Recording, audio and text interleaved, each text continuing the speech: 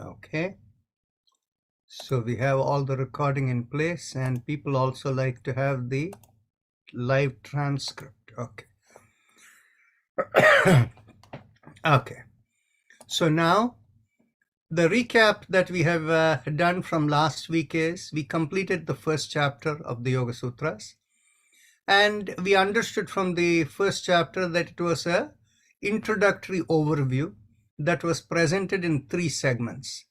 The first segment, not being affected by your activations as you're observing them, and being a dispassionate observer of whatever is happening, you can reach the state of sampragnataha samadhi, that state. The word samadhi was not used over there, and it also mentioned over there those kinds of states that you reach. There can be other states which will not be the same thing as the sampragnataha samadhi, because you may have assumptions in your mind. This is what it is, that is what it is, affinity to some form, devatas, whatever, God forms, all of these. And any assumption you have that limit how far you will go. That was the first section of the first chapter. The next segment was talking about the nature of God. By surrender to God, you can achieve the same. And of course, it goes into the aspects about the nature of God, and the connection of God into us is all through the pranava. The pranava is the communicator of God, Om. Next, in the third segment of the first chapter, Patanjali Muni expresses the flow from common people who are mentally imbalanced, have physical problems, whatever it may be, fighting all the experiences of life, feeling affected by it. How do they begin their journey? So the beginning the journey is first by starting with moderation, which means reduce your reactivity to everything. You don't become non-reactive, but try to control yourself not to get too reactive. So feel happy when something nice happens, but don't jump up with joy. And similarly, when something terrible happens, don't become completely, broken up and feeling sad, but rather have a sense of compassion towards that. So this way, moderation is the beginning of the journey. And thereafter, you go through a point where you start focusing on whatever you like, whatever attracts your mind, some happy thought, whatever, and learn to become one-pointed focused. That one-pointed focus can lead to high level of concentration that results in engrossment that some of you may have experienced. Whether it is engrossment in reading a book or some activity that you're doing, where if somebody calls you from behind, you don't even realize somebody is calling you. That kind of concentration is called samapatti. Samapatti literally means becoming one with whatever you're engaged in. Then the same kind of samapatti, when it goes into a subtle domain, not some external activity, some internal activity, then in which case that leads you to a state where you connect into the cosmic intelligence beyond the 3 dimensions of the world that we are used to. And that state is called samadhi. Now, when you do a one-pointed practice that leads to that samadhi, that one-pointed practice or focus on whatever that is leading you to that, and you keep that connectivity so long as you're doing the practice, then in which case that samadhi state or that connectivity happens temporarily. And in that state, what is the key recognition of samadhi? The key recognition of samadhi is not blanking of the mind. It is becoming aware of intuitive potential. You are mentally able to ask a question and get the answer. That awakening of the intuition is what is the nature of samadhi. If that has not happened, your mind has only got blank, that's not samadhi. Then the Patanjali Muni says, this a temporary program which you have created, where you do this, whatever point of focus that you do, whereby you're able to attain that, that what it does is it creates the temporary program locks down all the other programs that are within you temporarily in order to attain samadhi for you. But when you reach a stage when all of that has also purified, everything is purified out, then in which case you don't even need a point of focus to attain that samadhi, because you are in samadhi all the time. That is the nature of nirbija samadhi, that is unstimulated, seedless, or there is nothing to stimulate that samadhi. So that was the overview of the first chapter. In the overview of the first chapter, one thing that you all failed to ask me, when it said about the activations of our program system, that is activation of the chitta vritti, at that time, one of the chitta vrittis, while many of those relate to whatever way of thinking you have and the memories you have and all of that, one particular item was nidra, or sleep. Nobody ever asked me, how is sleep activating your cosmic, your processor within you? And the answer is that in sleep, that is when our usage of energy for all the other functionalities subside, whereby you're able to connect into the cosmic reality. And that is the source by which we are able to imbibe our immunity strength in the body. So from modern medicine angle, deep sleep is correlated with the strengthening of the immune system. Okay. So now, and of course, it is also the source of intuition. Now, that was the first chapter that gave you the overview in 3 parts. What is the nature of yoga? So you all know the nature of yoga is to connect into the cosmic connectivity, whereby you become open to your intuition, ability to imbibe all the cosmic intelligence, and thereby become a wise person. And so you know what is the nature of existence, and you become, through that process, a person who is mentally liberated, and you realize this body is only for the purpose of the cosmic play. Now, of course, that cosmic play aspect is the first sutra of the second chapter. It essentially tells you that what is Kriya Yoga, Tapas Swadhyaya Ishvara Pranidhanani Kriya Yoga. So what exactly does Kriya Yoga mean? Kriya Yoga is basically telling us, and then the next sutra tells you that just to understand the physical body is only an instrument in order to fulfill the purpose of creation and become liberated, or to realize the nature of existence. That is the purpose of Kriya Yoga. So there immediately it tells you the body is only an instrument. Now, there are, and the key elements that are said over there is Tapas, Swadhyaya, and Ishvara Pranidhana. These 3 are very important elements. Tapas means purification. The word tap means literally, as we said, heat, but by expending the program within us and through activity for which we are born. So our programs dissipate and the activity heat is created. That's how we purify. And as long as we are not reacting to it, no new programs are being created. So purification is tapas. Swadhyaya means seeking to know, contemplating, thinking about whatever you're focused on. Why? Asking all the questions in your mind. Why is this like this? What is the nature of living? Whatever, all those. And the third one is Ishvara Pranidhana. Ishvara Pranidhana is surrender to God. So what is the meaning of surrender to God?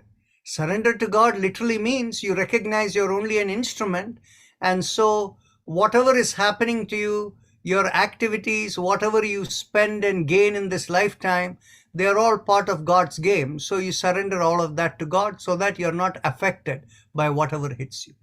This becomes the key for the purification process, leading, doing your duty, your swadharma, as we call it, in your life, and thereby becoming liberated. Now, in the second chapter after that, Patanjali Muni goes on to describe the 5 root causes or the root program elements in the first creation. Those are called kleshas. And the kleshas are the avidya, then there is the asmita, raga, dvesha, and abhinivesha. And as I explained last time, these 5 in the Vedanta side as described as 3. Manas, buddhi, and ahankara. What is the name? Manas means the mind, buddhi means the intellect, ahankara is the ego. So how do these 5 fit in there? The nature of the mind is to classify everything as desirable and undesirable. So that is the raga and dvesha. And what is the buddhi? The intellect or lack of it is the avidya. So the opposite of that is the buddhi element, the vidya that comes in. Then ahankara or the ego has 2 segments of it. Me the doer and me the experiencer. The me the doer is not the good idea, but then you don't recognize that you're only an instrument and you shouldn't be affected. But the me the experiencer, that is asmita, and me the doer is the abhinivesha. Unless me the experiencer is there, you cannot even experience anything in samadhi, and you cannot experience your intuition. So asmita is needed to experience that. And this, of course, right in the first chapter, Patanjali Muni in the 17th Sutra is telling you, but in a very simple language, which in the third chapter, he will put it in a little more structured language. In the first chapter, in the overview, he tells you, that is, vitarka, vichara, ananda, asmita, asmita, anugamat, sampragnata, right? So you have tarka, vitarka means to question, ask, and vichara means to contemplate.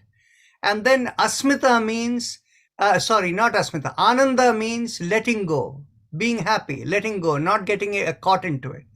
Then from there, your asmita, with asmita is me the experiencer. That is how you become supremely wise, by this sequence of seeking and knowing. And that is the importance of swadhyaya in the Kriya Yoga, as you have seen in the second chapter. And of course, the 5 kleshas are being mentioned over there. So the 5 kleshas or the 5 root causes are what creates the programming of the chitta or of our cosmic processor that creates all that expression and vibrations. Whoever we are, in the nature we look, the way we speak, what we like and dislike, everything is part of how we experience the world, is part of the chitta vritti or the expression of the chitta, whose root cause are the 5 programs. But it's not those 5 programs alone, because that's for the first lifetime.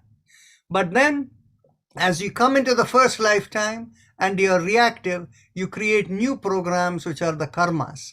And the karmas and the kleshas together are what are sitting with you at any point in time. And that's what makes you who you are and gives you all the experiences of your lifetime. And so, as the Patanjali Muni says, the wise person comes to the conclusion, hey, I don't want to be engaged in any of this. Because what happens is, the moment I engage and react, it creates more karmas for more lifetimes. So the wise person eventually has to, and he points out, to be completely non-reactive is very, very difficult. Even the wise person would not be able to do it, because commonly when you live in life, you always think in terms of whatever you're doing as something that is useful or useless, or profitable or unprofitable. Whereas that is the common outlook. And why does that happen? Because you associate yourself with whatever you're engaged in, whatever you're observing. So if you break that association, you become non-reactive, and that is the path to become liberated. And then Patanjali Muni says, to go through this, there is a systematic process whereby you can go. And what is the systematic process? This is where he says you have to cross the 7-fold boundaries to reach the samadhi state. And of course, in the next sutra, he says it is the Ashtanga yoga, the 8-fold yoga, and which is Yama, Niyama, Asana, Pranayama, Pratyahara, Dharana, Dhyana, and Samadhi. And so last time we discussed in the beginning stages, the Yama and the Niyama, and we said Yama and Niyama alone are sufficient to reach the Samadhi state. And so the rest of it, the Asana, Pranayama, Pratyahara, Dharana, Dhyana, Samadhi, these are all in the these are all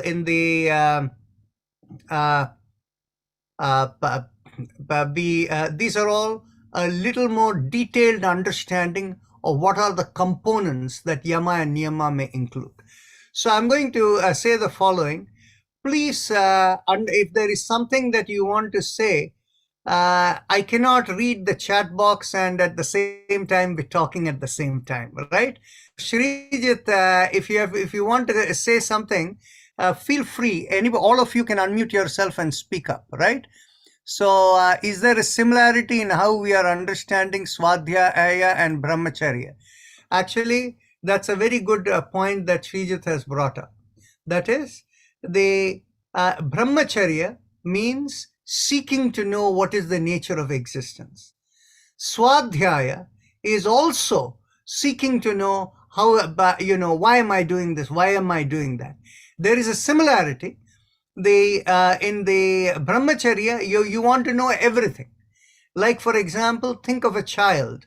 A child which is observing everything wants to know what is this, how this works, and all the why questions that the child asks you.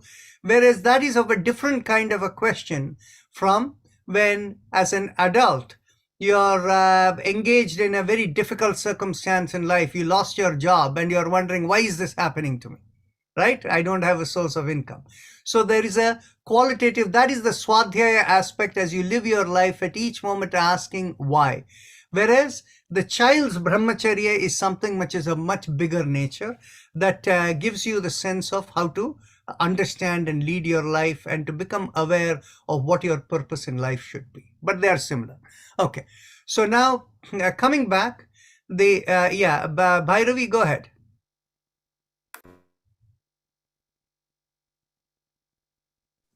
For me, there's a little bit of confusion between Asmita, which is me, the experiencer, and being non-reactive. Because as you're experiencing, you're relating. Okay. See, what happens is, there are, think of it this way. You have a cup of whatever you're drinking, you take it in and you taste it, right? Then you're experiencing the taste. Whereas on the other hand, after tasting it, you say, I want more of this. That's a reaction. See the distinction? Okay. Yeah, Ratna? The samapatti is same thing as mindful meditation, right? Okay. That is how we would understand that. That is correct. Okay, I also have another question. Now, kleshas and karmas, could you have activated kleshas and karmas and non-active? Can there be both types, either activated or not activated? The kleshas are there in the first birth. Karmas come after the first birth with reactivity, and both of them exist within you all the time, and both of them impel the circumstances of life that you're facing at any point in time, and how it makes you work with all of that. So in other words, whatever they are within you, dormant within you, they have potential to activate together, separately, however they are. So because vritti refers to vritti is the expression of these, right? Kleshas and karmas. That is right. The best way for you to understand is look at your computer. Right. Now, what you see on the screen is the vritti of the computer. Whereas the programs that are sitting in the hard disk over there, those are the karmas and kleshas. Correct. So I'm trying to... So the karmas and kleshas cannot activate unless there is energy that makes it to activate. Okay, so they're activated only when you're reacting. There's a reaction. No. they are activating whether you're reacting or not reacting, including drinking a cup of coffee or whatever you're drinking and feeling the taste of it is chittavritti. Okay. But when you say you want more coffee, that is the reaction. Okay, so when you say chitta vritti nirodha, the controlling of this vibrations or expressions, whatever it is, so what do we mean by nirodha? Okay, no, nirodha means regulation. Nikrishta rodha. Okay, so what is the meaning of regulation? The regulation is each one of us with a bundle of programs with the chittavritti that is happening over there. What happens is we are fulfilling the purpose of our life. That is why the chittavritti is happening with all the programs coming there. But it is up to you whether you are going to react to it or not. Now what happens is it is called regulation because where your purpose in life is involved, you need to react. Where your purpose in life is not involved, you shouldn't react. What is the nature of reaction? If, like for example, you're crossing the road, you're going to say, I'm going to be non-reactive and simply walk across the road without looking to the left and right whether what is coming, right? Mm-hmm. Is that what is non-reactive? No. But actually, you are being non-reactive over there, but that is not the idea of nirodha. The idea of nirodha is you're crossing the street and you're duty bound to look to the left and right to make sure that there is, nothing coming before you cross the street. Similarly, what happens is, and this will be, you won't even need to be told to do that. In fact, you don't even need to actively think not to react. Actually, all you need to do is be connected with your inner sense that guides you where to react and where not to react. Similarly, you're walking by over there, and you see the child running into the road. Well, and immediately what it is you don't think too much, you run after, hold the child's hand and pull it out of the road, right? Mm-hmm. So the thing is basically where duty calls for, you have to act. And that act, if anytime you act, it is an action relative to the circumstances there, so you can call it as reaction. But by the same token, Trump is yelling his guts over there, and if you react, that is reacting with where you feel anger or, any kind of response, that is reacting. So the concept of nirodha is the regulation of the chittavrittis is what it's called. It is not about, being completely non-reactive all the time. Right. So the intention, there's also something called intention, right? For any the intention is something we don't want to go there right now because it'll create more confusion. Let's use the word swadharma. Okay. Swadharma means your purpose of life. Mm-hmm. So when you're in sync with swadharma, you will naturally know where to react and where not to react. Exactly. Okay. Thank you. Yeah. Hema, go ahead. So, Dr. Rajan, when you describe about klesha and karma and how we accumulate all these things, so this is going to help us in this life because we are doing that, the practice and following and understanding this Yoga Sutra and all. But people who never have any of this exposure to any of these spirituality activities, what happens to them? They keep on going by birth to birth, with all these things accumulated. Okay. One need not read the Yoga Sutras in order to understand this. It is innate within everyone. You see, what happens is, if you, because you live in the Western world, and particularly in the United States, the only thing that matters is money. So everybody is thinking in that way. The whole world doesn't think that way. If you look around the world, you'll see in poorer countries, people are much more happy with what they have. They have the sense of, there is God and the beyond. They have the sense life is temporary. I'm born and I'm going to die. So they have that naturally, but that attitude within themselves of acceptance. Okay. So you cannot assume that unless people read the Yoga Sutras, they're going to be in the cycle of birth and death. It is a natural process, and as I said earlier, the Yoga Sutra is only for people who want a discussion to understand the process, but you don't need this. It is your practice of how you lead your life that leads to the realization. Okay, so Arun, quickly. Yes, go ahead.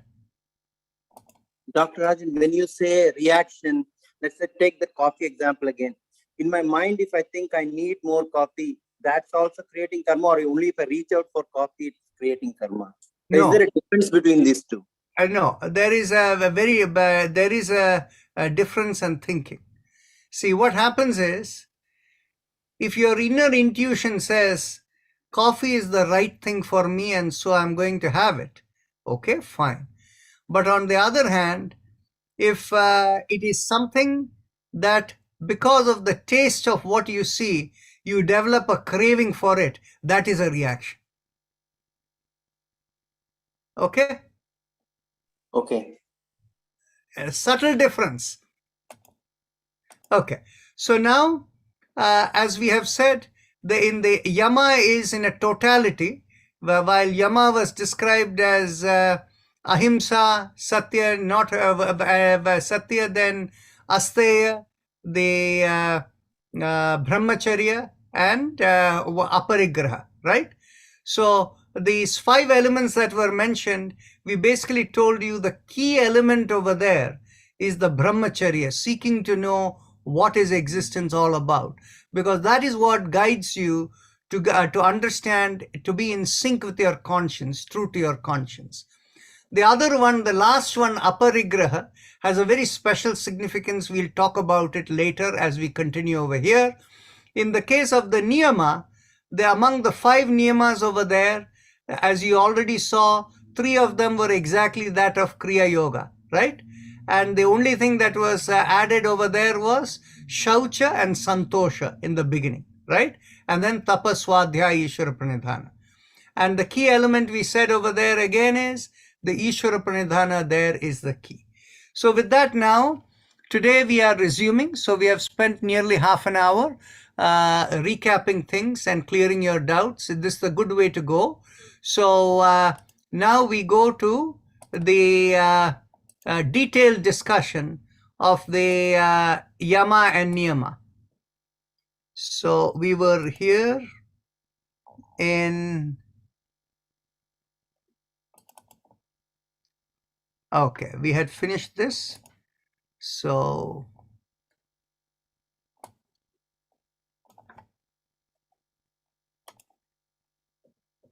okay, so we had also finished this, that anytime we feel deviated from where we are, then in which case we go back to argue that this will give us a lot of problems later if we don't work with it. Okay.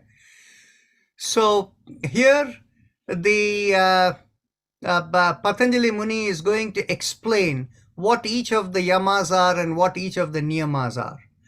And of course, what happens is, remember, it is the time and context with which he is explaining all of this.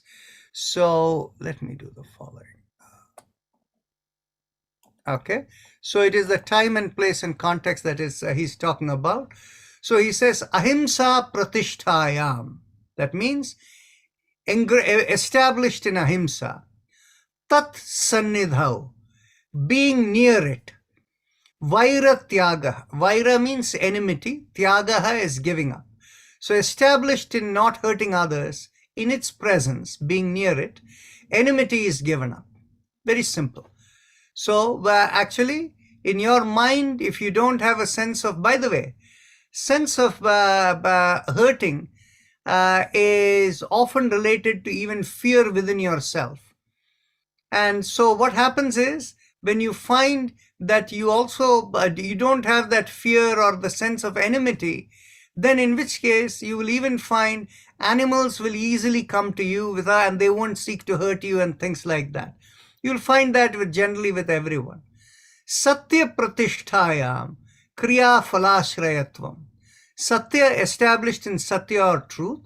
Kriya means activity. Phalashrayatvam are very fruitful. So established in truthfulness, actions are very effective, that is fruitful, very fruitful. And this again, you can understand that when people say lies or have hidden agendas and they don't want to fully tell the things, that is when people have to work as a team or together, it is not very fruitful. You develop barriers because you don't know what the truth is. Asteya pratishtayam sarvaratna upasthanam. Now, on the previous one, the establishing truthful actions are very effective. It also one of the effects is being non-fearful. They express from inside the truthfulness. You can understand that all of these yamas, to some degree, they're all linked, and being true to your conscience, being a person not feeling insecure and all of that, that's fine. Asteya pratishtayam, established in not stealing. Sarva ratna, all gems. Upasthanam, they present themselves in front of you. So established in non-stealing, all precious things, gems, come close by or whatever.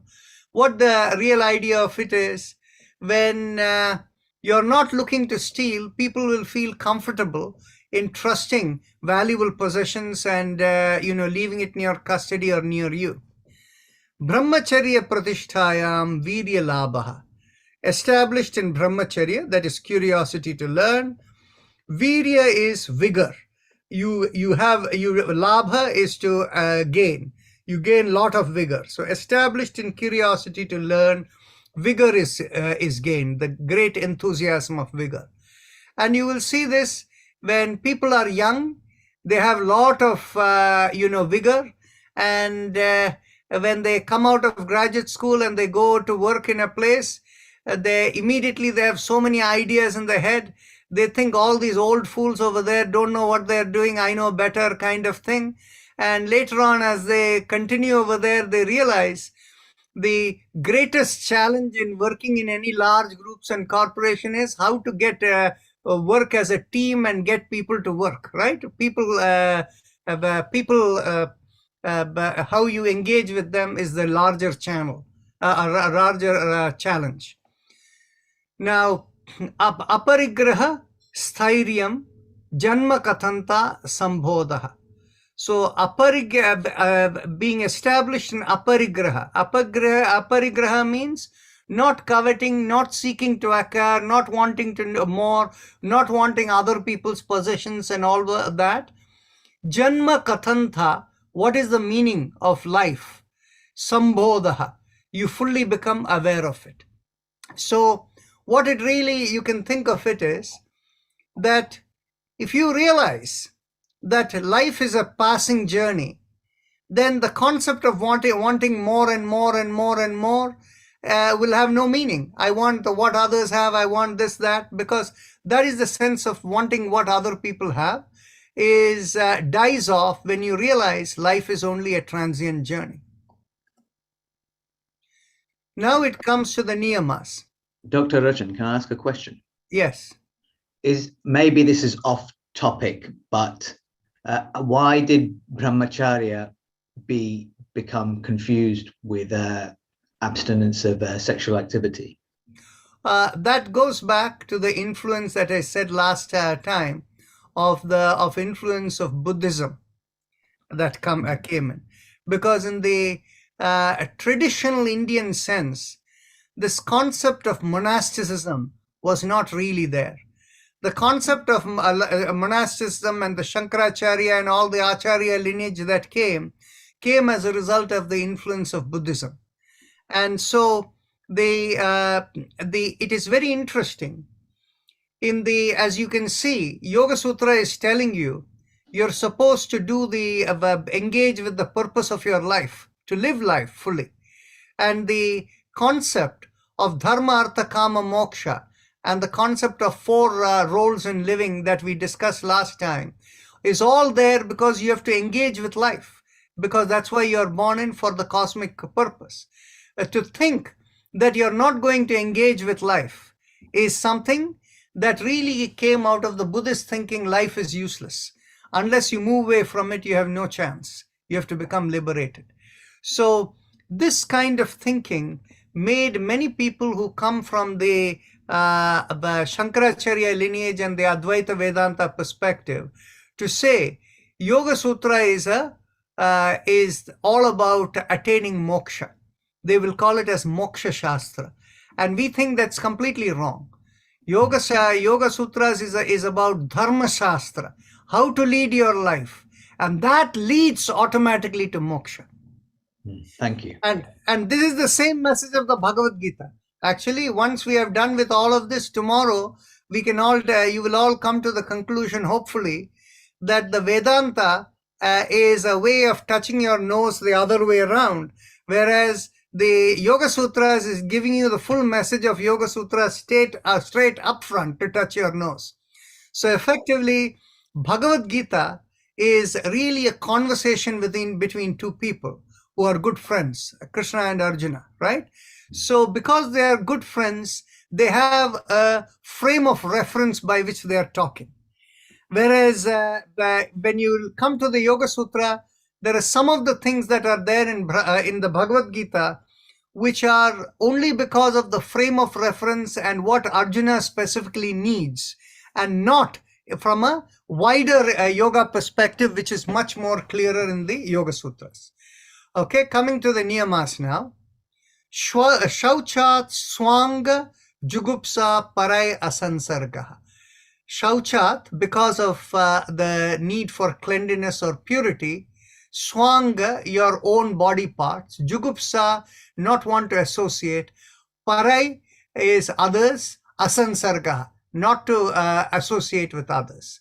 So because of cleanliness, physical and spiritual purification, one has aversion for one's body parts and contact with others.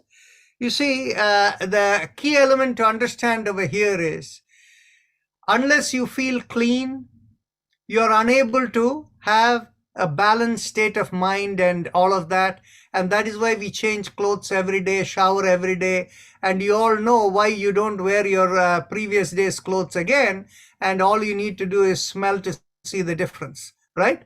So the thing, basically, the concept of cleanliness goes as part of regularity in living, and that is what keeps you balanced going through.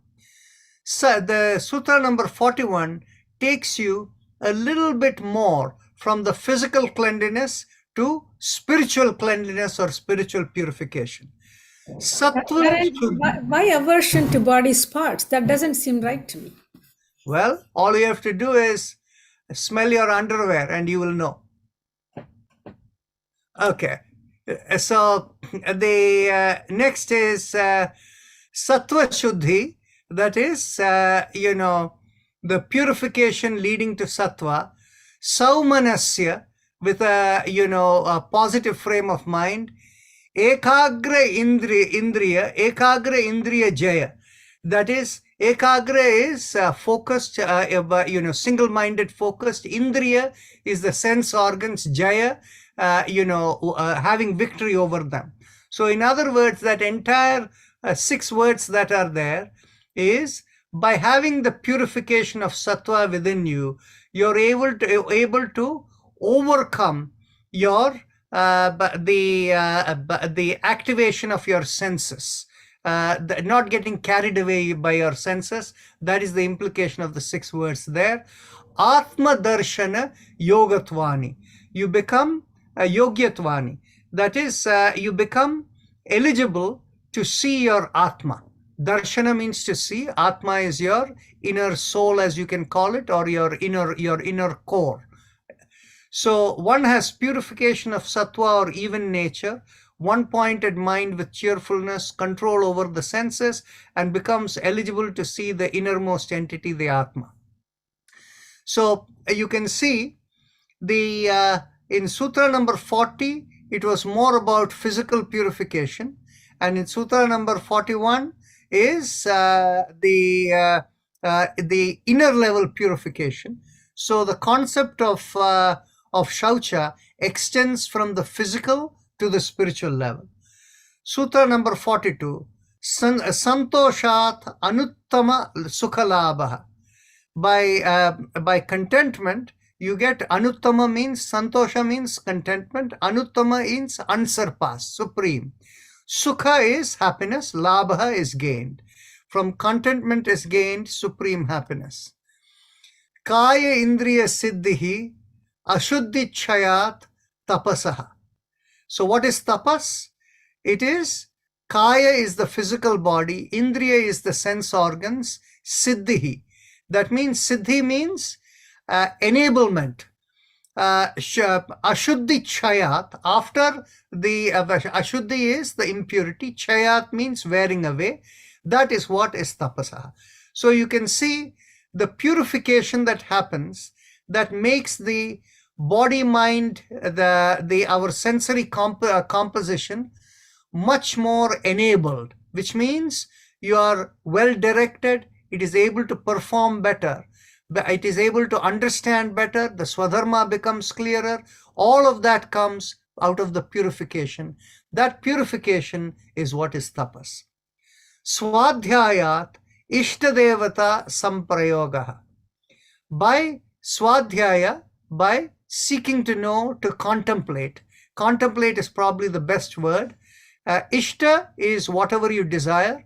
Devata, your devata is a being of light that is beyond the physical body. Samprayogaha. Prayogaha means to use. Samprayogaha becomes completely accessible for whatever way in which you want to invoke it. So from self-contemplation, one's chosen devata can be favorably invoked. What does this really mean? This really means is, once you become one-pointed focus, you're able to connect into beyond the physical body. And however, even though you can connect beyond the physical body, the element that is really leads to samadhi, the higher level of connection with the cosmos, is sutra number 45, samadhi siddhihi ishvara pranidhanat. Only by surrender to God, through surrender to God, the samadhi is achieved, right? So the point made is, which we already made last time, yama and niyama together can lead to the highest level of purity and can attain samadhi by surrender to God. Now we come to the next of the 6 of the Ashtanga Yoga. And here you will really begin to understand what asana is. And if you ever thought the Hatha Yoga Pradipika or Gheranda Samhita was telling you about asana, you have to remember that whatever you read there has to be understood in the context of the Yoga Sutras. So, Sthira Sukham Asanam. So, Sthira means being still, well established. Sukham, in peace, in comfort. Asanam. So, asanam is a posture where you're in complete balance and ease. Being steady with ease is asana. So, it means the alignment of the energy flow is necessary for being still and with ease, and is therefore an implication considering the next 2 sutras. What are the next 2 sutras? Sutra 47. Prayatna Shaitilya Ananta Samapatibhyam. Prayatna means effort. Shaitilya means very light, very weak. Ananta means unending, eternal. Samapatibhyam. Samapati means engrossment. Bhyam, along with. So, what is the nature of asana? It should be done with light effort and in endless absorption. That is in endless samapati. Tato 48. Tato, from that. Dvandva anabhighataha. Dvandva abhighataha means being affected. Anabhighataha means not being affected. So then one is in that state of that light effort with which you're doing asana, and you're in a steady, comfortable state. You're unaffected by the sense of the opposites.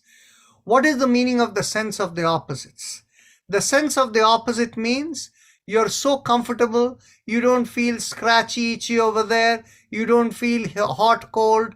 You don't feel like something, being affected by the environment over there. So all of these is, in other words, it is trying to tell you in whatever is the right asana, you need to feel fully comfortable, established, and steady.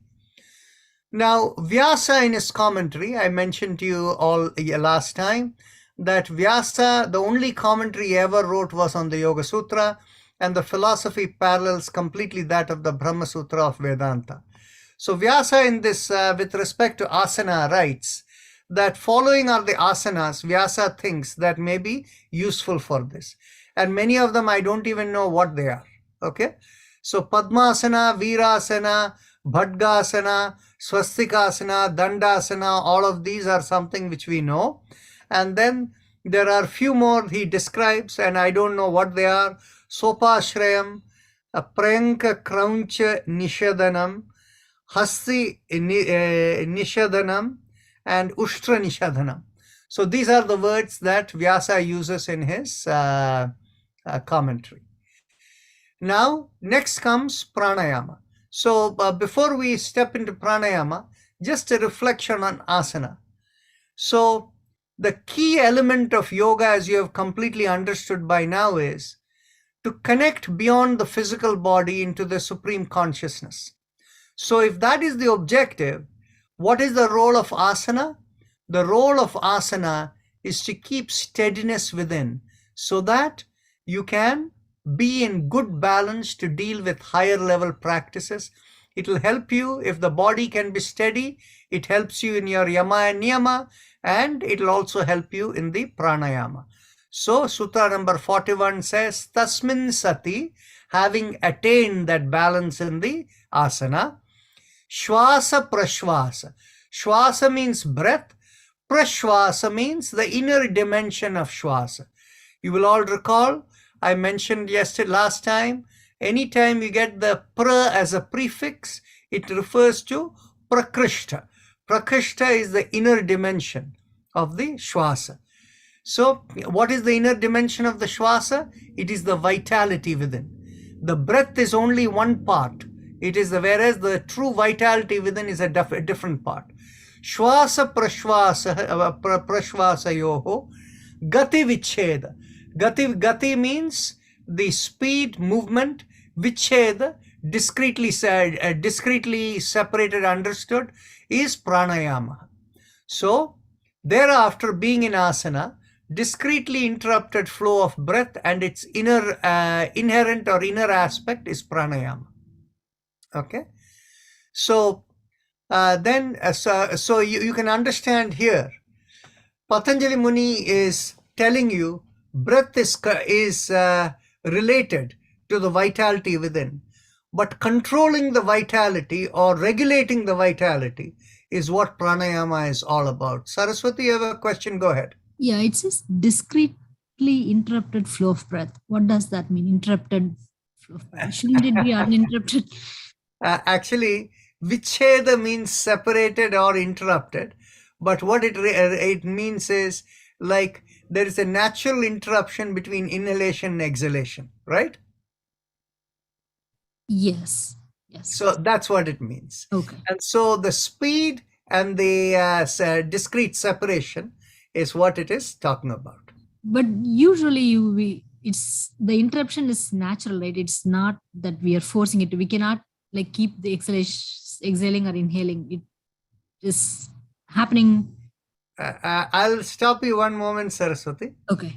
When we do our daily evening session, which you attend, right? Yeah. What happens is when you do your alternate nostril breathing or any of these practices, you are actually observing your own speed when you stop and when you do, and that is slightly different from the natural way in which you're breathing when you're not doing that, right? Correct. So there you go. Okay, so pranayama is intentional. The pranayama is intentional, but eventually pranayama goes into a natural state where in that state it becomes part of you. Okay. And that is what is the intent of Sutra number 50. Bahya means external. Abhyantara means internal. Stambha means motionless. Vritti is activation or expression or the state of expression. Desha kala sankhyabihi. Desha is the place where you are. Kala refers to the time. Sankhya is the count. Paridrishto, observance, observed. Dirgha sukshmaha. Dirgha is long and subtle. So basically what it's saying over here is external, internal, and motionless are the three states in which how you move vitality. So the pause between exhalation, inhalation is motionlessness. And all of this is done in an easy way. When you do it easy and a natural way, it is long and subtle. Only when you have stress within, then in which case your breath becomes short. Sure. So long and subtle, and it should be observed according to the time, place, and number of counts. So the according to the time, place, number of counts means the key part is if you have to also make sure that it doesn't just in order to do number of counts or whatever, you don't put yourself into discomfort, right? So many people will say you have to inhale with the count of so much and exhale with the count of so much. That may not be universally true for everyone, right? So what happens is you have to do it within your zone of where it gives you complete harmony within. So time, place, according to your needs. And you will find in the morning time, when you wake up, you're one way. Evening time, you're a different way. You will find when it is hot or cold, it's in different places. So everywhere we adjust accordingly, right? So the role of pranayama. Go ahead, somebody said something. No, Dr. Rajan, this doesn't discuss the breathing in motion. This is all when you are stationary.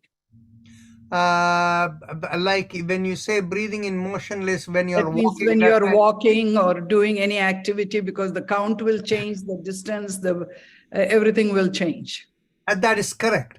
But what it is we cannot fully say it doesn't deal with that, because what happens is the first sutra of the pranayama itself is implying after you have attained the asana, only then you begin pranayama. So in that sense, that is correct. But as we understand the concept of pranayama in the later level, the fourth level, bahya abhyantara vishaya akshepi chaturtaha. So as we understand that, we'll understand it is more the experiential aspect of the vitality control, while in a practice sense, you think of it as being seated over there after asana. But as we understand further, it can extend beyond that into motion too. So Sutra number 51, Bahya Abhyantara Vishaya. Bahya is external, Abhyantara is internal, Vishaya is subject or state, Akshepi beyond, Chaturtaha is the fourth state. So what are the previous states? The three previous states are internal, external, and holding, right? And so the fourth state is beyond that. And this is the fourth level, goes beyond the external and internal aspects. What does it really mean? This is known as Kevala Kumbhaka in the Hatha Yoga tradition. Kevala Kumbhaka means, and some of you would have observed this. In fact, in our daily evening practice, when we do our Bhastrika practice and towards the end, as we are coming towards meditation, when we have done the last Bhastrika practice, if you just closely observe, after the Bhastrika, for a period of maybe a minute or so, you may not even be aware of your breath. Everything in your body seems completely content, silence. There is no inhalation or exhalation going on. This nature of it is what is called Kevala Kumbhaka. And in fact, the Kevala Kumbhaka becomes the state whereby one can also imbibe prana through the skin. So it need not be the regular kind of breathing that you think of. And in fact, some of us who have experienced that can understand why it is, while you may have your respiratory system may not be in good shape, but the person who can absorb energy through the skin will never feel tired. So next is Sutra number 52. Tataha chiyate prakasha avarana. This is a very subtle sutra over here. Tataha, from that, chiyate is wearing away, prakasha is light, avaranam is the covering. So from that, the covering of the inner light or brightness wears away. What does it exactly mean? The covering of the inner light is really the karmas and kleshas.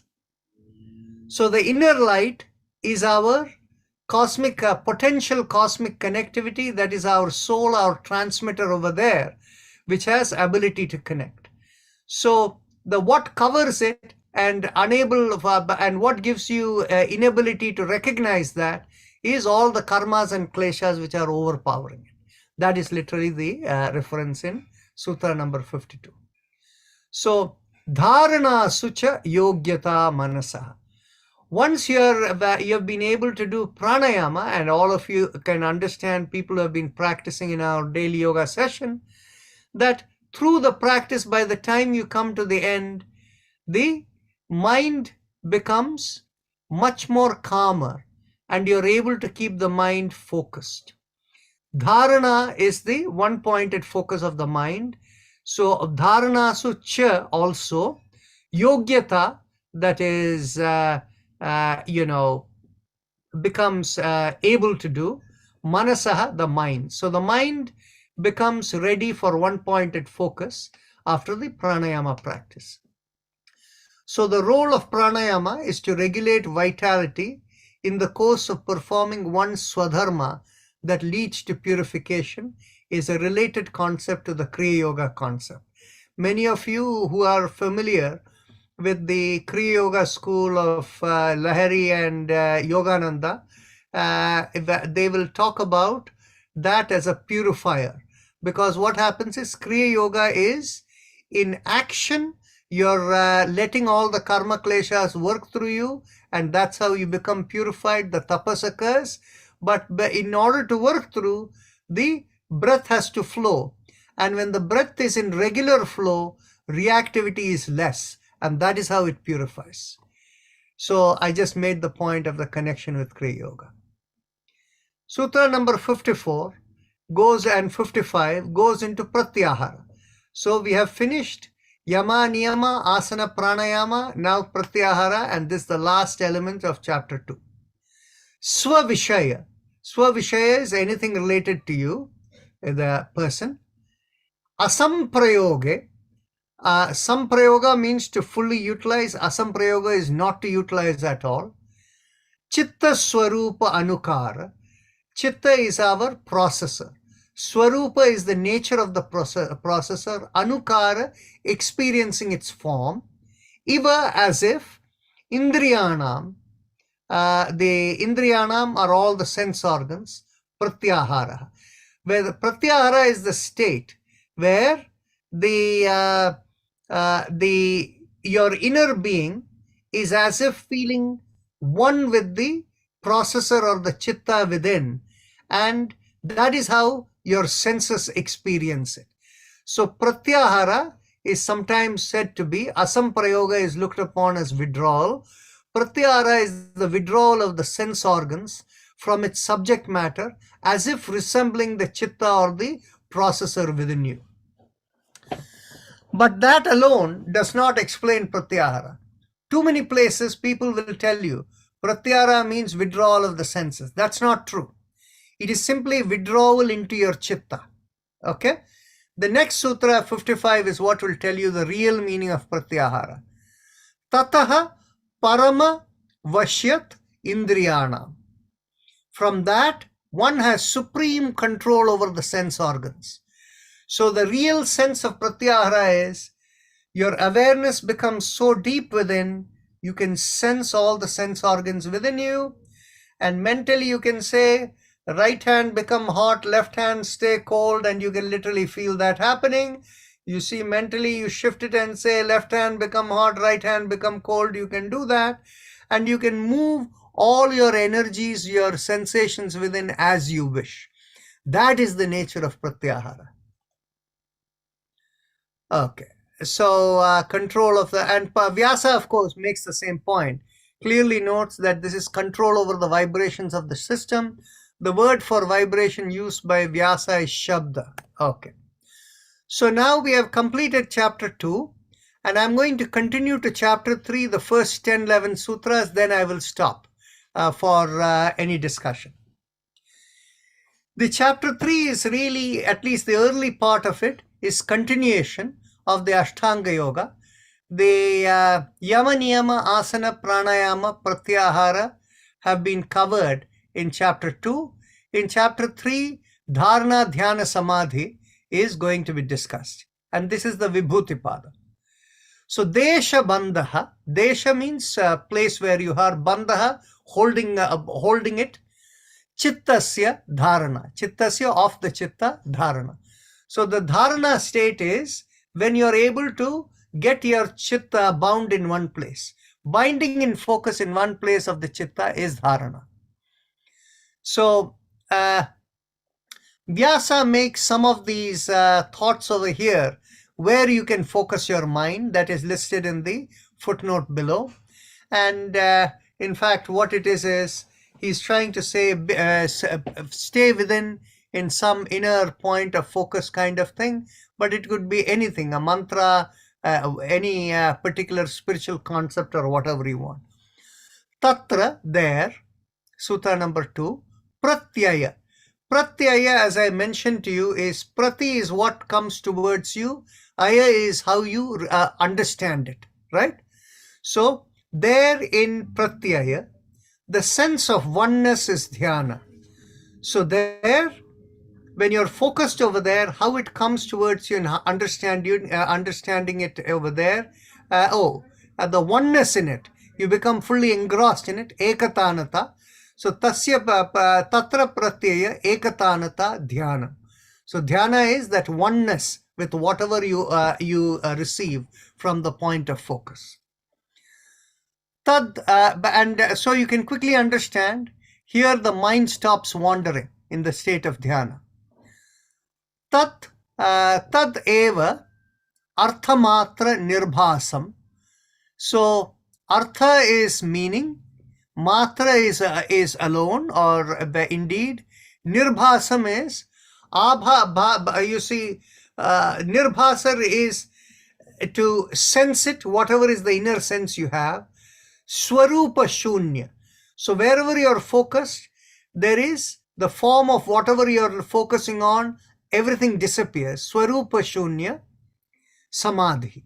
So there are the samadhi nature has two key elements. The form is completely lost of wherever is the point of focus. And the second element is the nirbhasam. The nirbhasam is you are able to sense what is the real meaning of it. Only when you have the real meaning of it, which means the connectivity has happened, only then you can understand what is the intuition coming from it. That is the state of samadhi. So as if by completely voiding the form, the experience of that inner understanding alone is samadhi. And again, Vyasa notes some points over there, which are there in the footnote. Trayam ekatra samyamaha. Samyama is, let me make a correction here. Okay. So, Trayam ekatra, Trayam means the threefold. What is the threefold? Dharana, Dhyana, Samadhi. The three of them coming together is called Samyama in chapter 3. And by the way, you can see over here, Dharana, Dhyana, Samadhi coming together is the same thing that was there in the first chapter, Sutra number 17. And what is the words used over there was Tarka, Vitarka, Vichara, Ananda, Asmita, Anugamat, Samprajnata. Right? Think of it. The Tarka, Vichara, Tarka is the point of focus. Vichara is the contemplation that leads into the state of everything clearing out in dhyana. And out of there, how does it go there? With the ananda, completely letting go. And then out of that, and then asmita, from there you're able to imbibe what is the true meaning of it. So you can see how the first chapter in the introductory overview gives you in simpler language without any terminology that is being used. And here the terminology used is samyama. Sutta number 5 of the third chapter, tat jayat prajna alokaha. So prajna, or the intuitive knowledge, comes from the state of that samadhi, actually from samyama. Samyama includes samadhi, but includes a point of focus, the point of inquiry. The light or emanation of intuitive knowledge of prajna comes from the success of samyama. Tasya bhumishu vinyogaha. Its application is in every sphere, any sphere, whichever sphere, wherever you have a point of inquiry, you can apply the samyama process over there. Oh, Vyasa suggests that this definition is from Tantra, and that he says from the samyama definition comes from the concept of Tantra. That's fine. Okay. Sutra number 7 of the third chapter, Trayam Antarangam Purvebhyaha. The Trayam, that is Dharana, Dhyana, Samadhi, is Antarangam, means inner dimensional, compared to the previous 5. The previous 5, actually it is Purvebhya, means compared to the previous, that is the asana, pranayama, pratyahara, and of course yama niyama. So yama niyama I don't think are the key elements that he focuses on, but rather the asana, pranayama, pratyahara. Then sutta number 8, tat api bahirangam nirbijasya. But even in this state of this samyama, you are not in nirbija samadhi. It is outside that. Tat, the state, api also, bahirangam, external, nirbijasya. It's external from the nirbija samadhi state. Okay.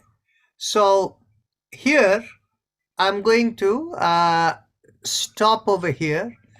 If you have any questions, actually no, let's complete up to sutra number 12 and then we will have the discussion. Okay. So here the same, the process of how you get into samadhi is described. Sutra number 9, Vyuthana Nirodha Sanskara Yoga. Vyuthana means arising out of. Nirodha Sanskara Yoga. Nirodha means the sanskaras are the program within. They're all being regulated or being held. Abhibhava. Abhibhava is to come out of it. Pradurbhava, all the other things that come out of it, programs or activations that come out. Nirodha Chana Chitta Anvayo. Nirodha is to regulate again. Chana Chitta Anvayo. At a chana is every moment. The chitta, the activity of the processor. Anvayoho is association. Nirodha Parinama. Okay. So let's read the translation. When the arising thoughts disturbances created by restraining the sanskaras are also restrained, regulated is better, and so also the momentary association with the chitta, the result is confinement or total restraint of thoughts. Okay. So the in this state over here, Patanjali Muni is going to talk about 3 states or 3 stages whereby you go into the samadhi. The Nirodha Parinama is completely silencing within. Then Samadhi Parinama comes, and that is when you connect into the cosmic intelligence. And the third comes the Ekagrata Parinama, and that is where you're able to imbibe the intuition or get the intuitive understanding of whatever is your point of focus. So what he is trying to say in Sutta number 9 is, remember in the first chapter towards the end, when the Sabija Samadhi was explained, Patanjali Muni says that in Sabija Samadhi, through your regular practice of that one-pointed focus, it creates a new program within you, a new sanskara. And that sanskara holds all the other sanskaras that are within you as a prisoner over there, so that for the momentary period when you're doing the program, those programs don't activate and you can be in the Sabija Samadhi, right? So that is the same thing expressed over here. So, but it's giving a little more color and details to it. That is, when you're doing the nirodha of your sanskaras, that is, the chittavritti nirodha is happening. Out of that, there are other things that arise. Those things that are arising over there are called pradurbhavas, reactions. And how do you understand reactions that arise? When you first sit for meditation and start quietening your mind, suddenly out of nowhere, the mind is going away 10,000 miles thinking of someone, or you're thinking of what you have to do coming next year and things like that. It can go. So those are what are called pradurbhavas. You're trying to quieten, not be affected by things, but then things come. Now, when things arise over there too, when they come, what happens is, what is the instruction we give in meditation? When these thoughts arise, each time when you become aware that you have drifted away from your one point of focus in meditation, immediately come back to it. But don't get angry or affected by it. If you have any emotion by which you react to it, then it will affect you negatively, because that will create new programs within you. You don't want to create new programs. So you simply go back to the point of focus. Then what happens is, at every moment, you become one with the, in a state of being unaffected by whatever is coming.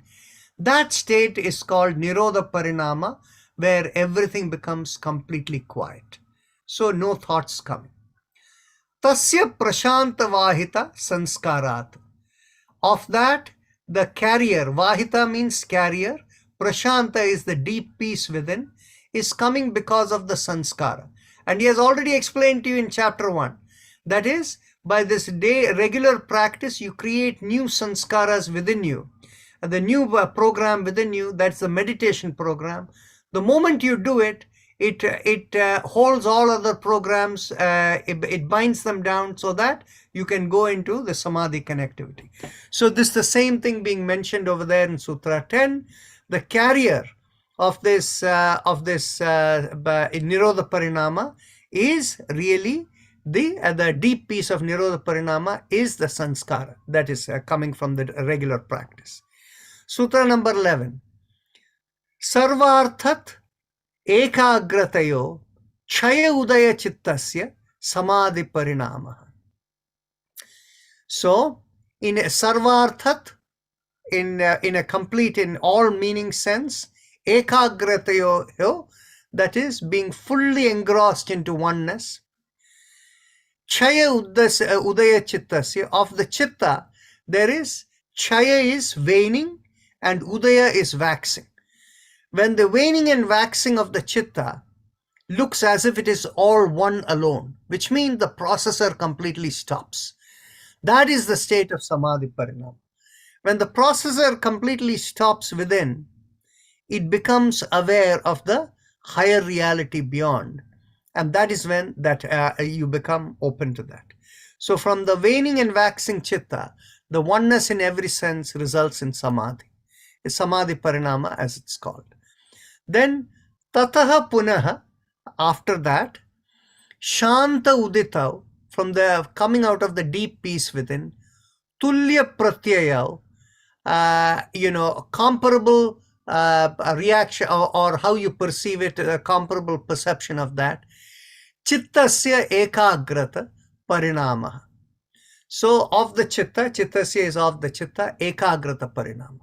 So what it's telling you is, what reflects back from that state of samadhi within you, that is the coming of the intuition. That is what is ekagrata parinama. Then again, from the fading and arising states of the chitta look the same. The result is oneness, if reflecting within, as a result of which the intuition arises. So the shanta udita tulya pratyaya, in that complete peace within, the reflection. I need to correct this explanation here. It's not telling you it is the reflection, is the intuitive awareness that is coming, which is called as the ekagrata parinama. So let's stop over here And after this, it goes into deeper levels of discussion. And so let me stop sharing here. So what we have just done is, as you can see, we have gone through the Ashtanga Yoga process all the way. You know how chapter 1 evolved, how chapter 2, the first part, and then the Ashtanga Yoga began. And now we have gone through the explanation of the eightfold Ashtanga Yoga process together. And of course, we have also explained the special place of Yama and Niyama. Any questions? Because from here, the journey into the chapter 3 will be from the state of this, the samyama process. There will be extraordinary abilities that will come. So go ahead. So one of you, Ashokji, go ahead. The question I was having was that he talks about the waxing and waning of chitta to stop. First of all, what does waxing and waning mean? Because chitta, if it's a processor. Very simple. The waxing and waning of a processor is by the programs within getting activated, working through the processor. So the programs are trying to access the processor, and then of course the programs are getting stopped. So it is the waning is when the programs are getting stopped from entering the processor, and waxing is when it's trying to enter the processor. So as a result of which the processor becomes completely still because the programs are unable to enter the processor. All right. So if the processor chitta is totally stopped, is chitta involved at all in the state of that comes after that? Yes, because what happens is your subtle state, what is beyond the physical body, is really your personal chitta. And when the personal chitta is unaffected by all the karmas and kleshas that are attached to it, the chitta becomes ready to recognize its relationship with the cosmic chitta. Interesting. Okay. Yes. Thanks. You're welcome. So Hema, go ahead.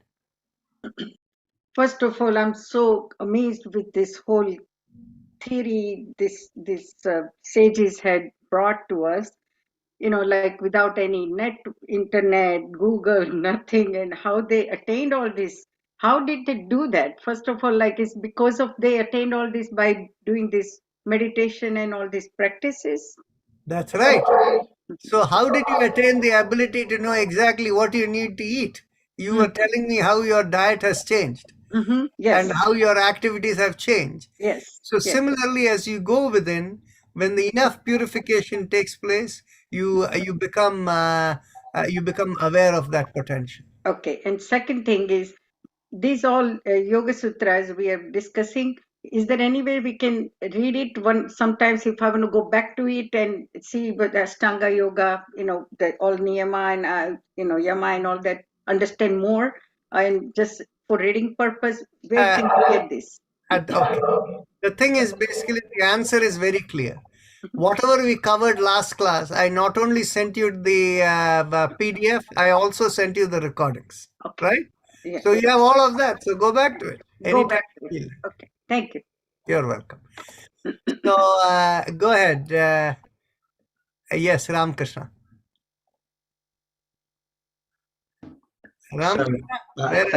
Thank you, Dr. Rajan. I noted that in, I think, Sutra 247, it mentioned that asana should be done with light effort. Yeah. And I assume breathing, your pranayama, should be done with light effort. Yes. And so, bear with me, it's a bit of a possibly off the topic, but it's, if life sometimes throws you situations that are well beyond your ability to cope, well beyond your stress levels,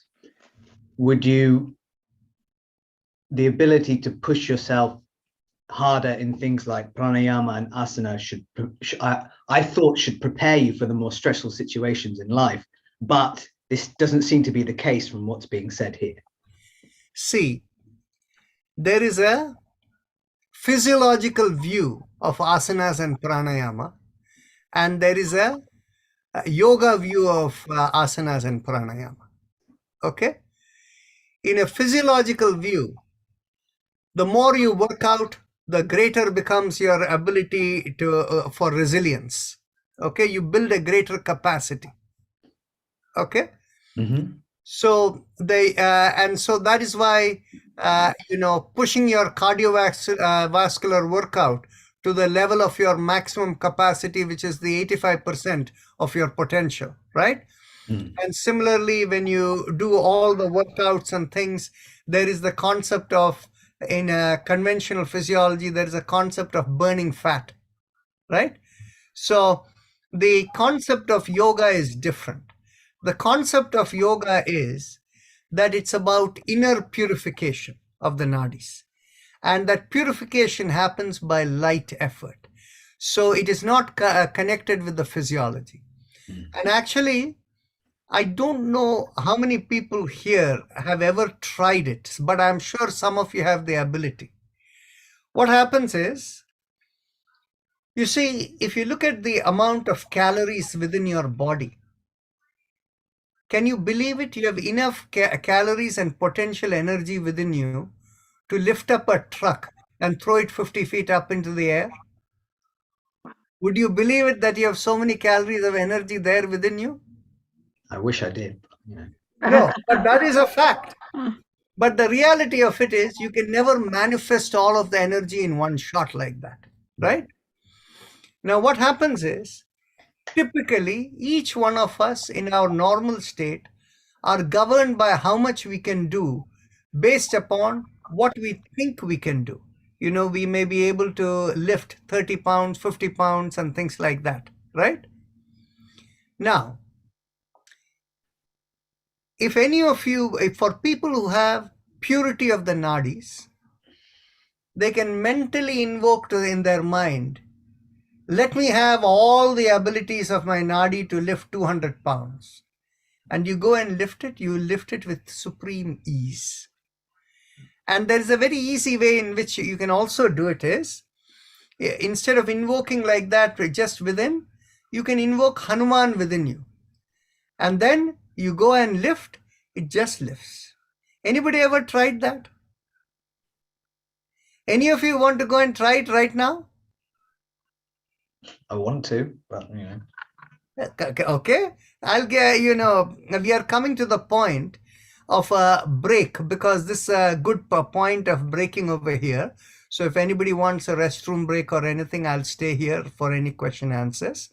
So if any of you want to go and try it for yourself without any invocation, see how easily you're able to lift up a chair or 5 chairs or a stack of chairs together or whatever.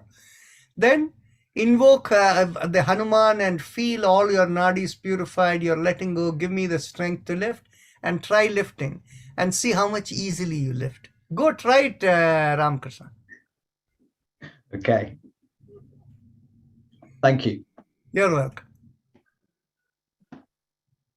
So that is the physiological view versus the yogic view. Purification and enabling that we are really subtle beings. And the subtle being has enormous potential.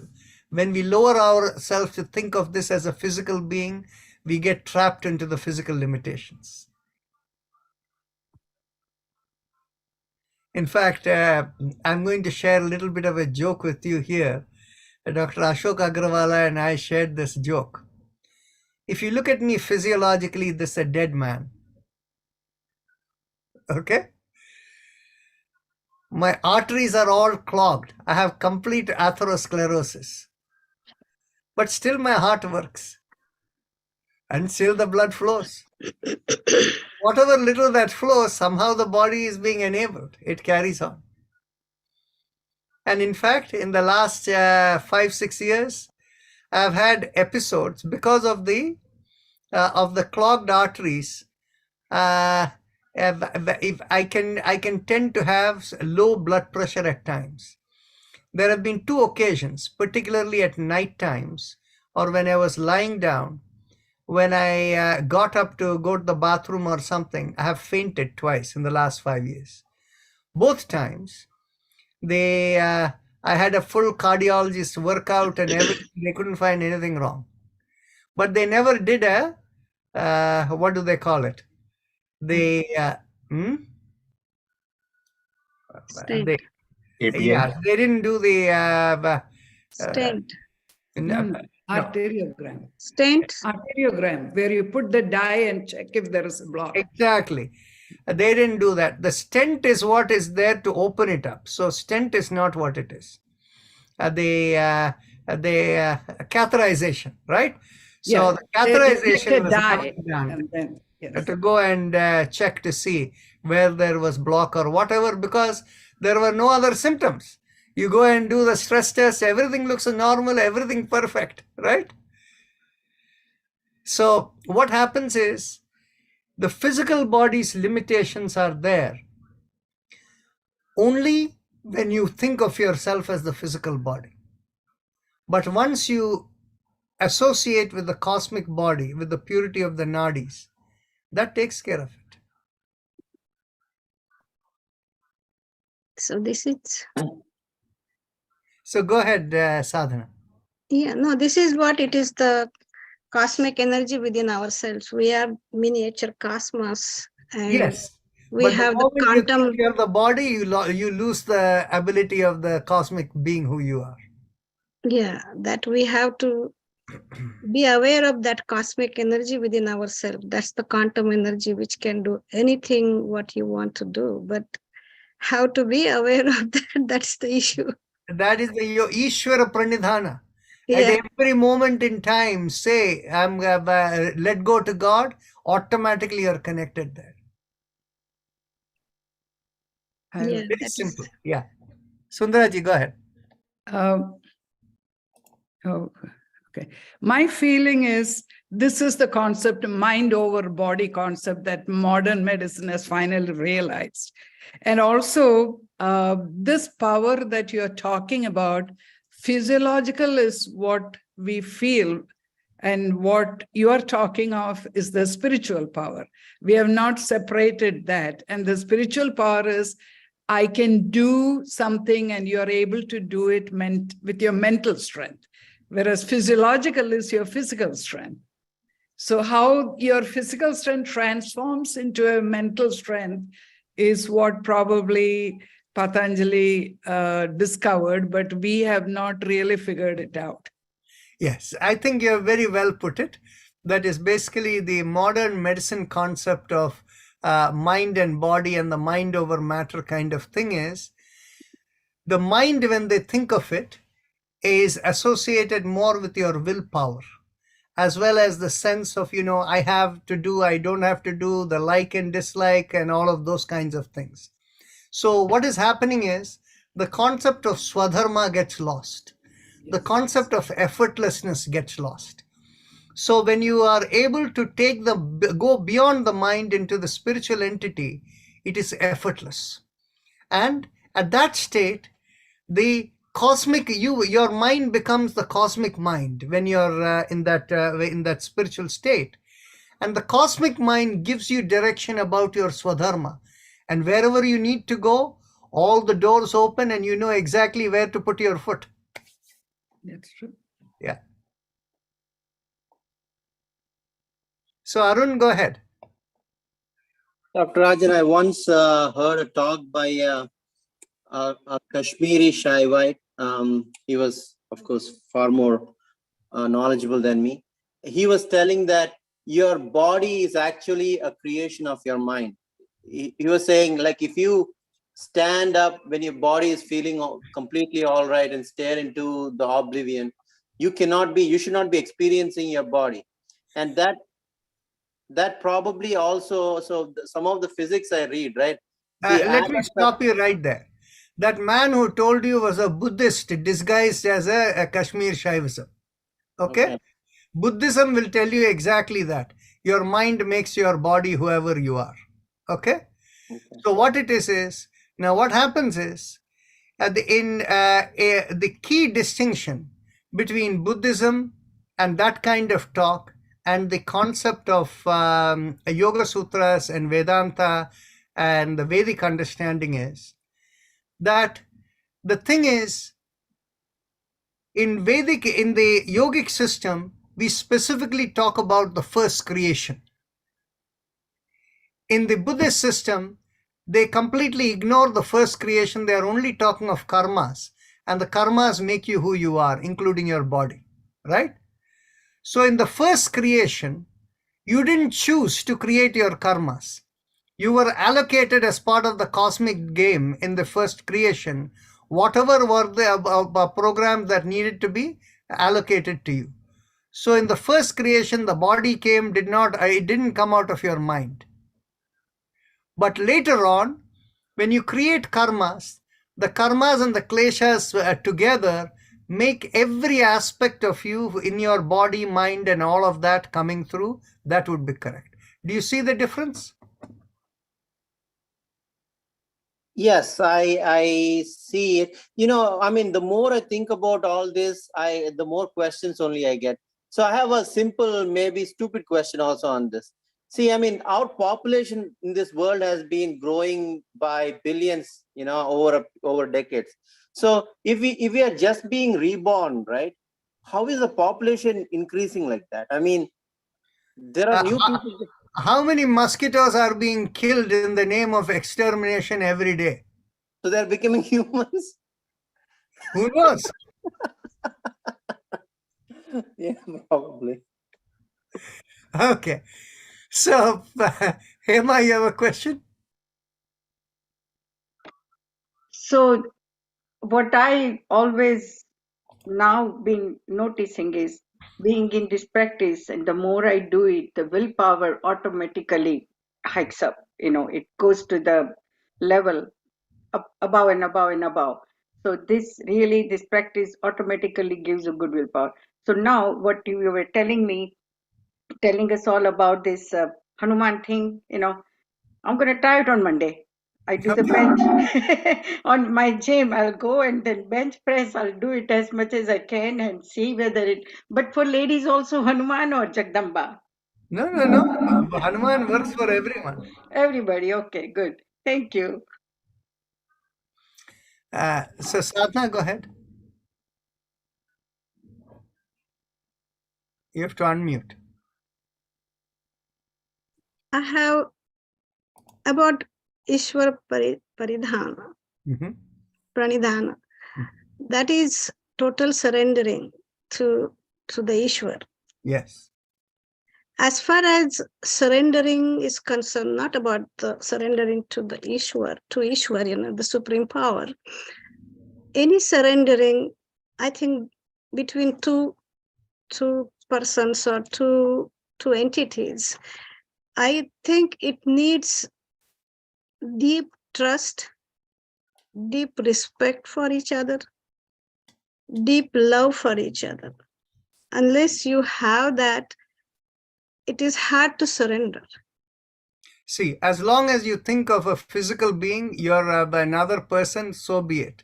But the thing is, basically, once you think in terms of Ishvara as the source of everything, and you realize that you're born and you die, and we are all simply in the temporal flow, where initially all of creation, including you, came from the will of Ishvara. So you realize you're only an instrument of the cosmic game. So with that understanding and wisdom, you have no choice but to surrender. If you don't surrender, you'll react to everything, create more karmas, and have more lifetimes. But this comes as a mercy. It doesn't matter. No? It doesn't matter. See, each person, based on their own experience, relates it in different ways. And actually, this is what is both in the Narada Bhakti Sutras as well as in the Bharatanatyam Shastras. What are the different rasas by which you connect? Each person to their own. For some person, the concept of surrender could be that, the concept where you're a servant, you're completely, at the mercy. Another concept could be we are just good friends. So, okay, whatever you want, I take care, I'll do whatever you want. And so How you define the relationship is very individual to you. So I don't think that is a point of discussion. The key part is, again and again, yoga is the path of experience. It is not the path of, a discussion. Here, it is only for people who are curious. That's why I tell people, all this discussion is a partial waste of time, because the real thing that you should be doing is your yoga practice to experience, right? So every person is different. They will experience it in their own way. And finally, the truth that you experience is what is the truth for you. Thank you. You're welcome. So Sundaraji, go ahead.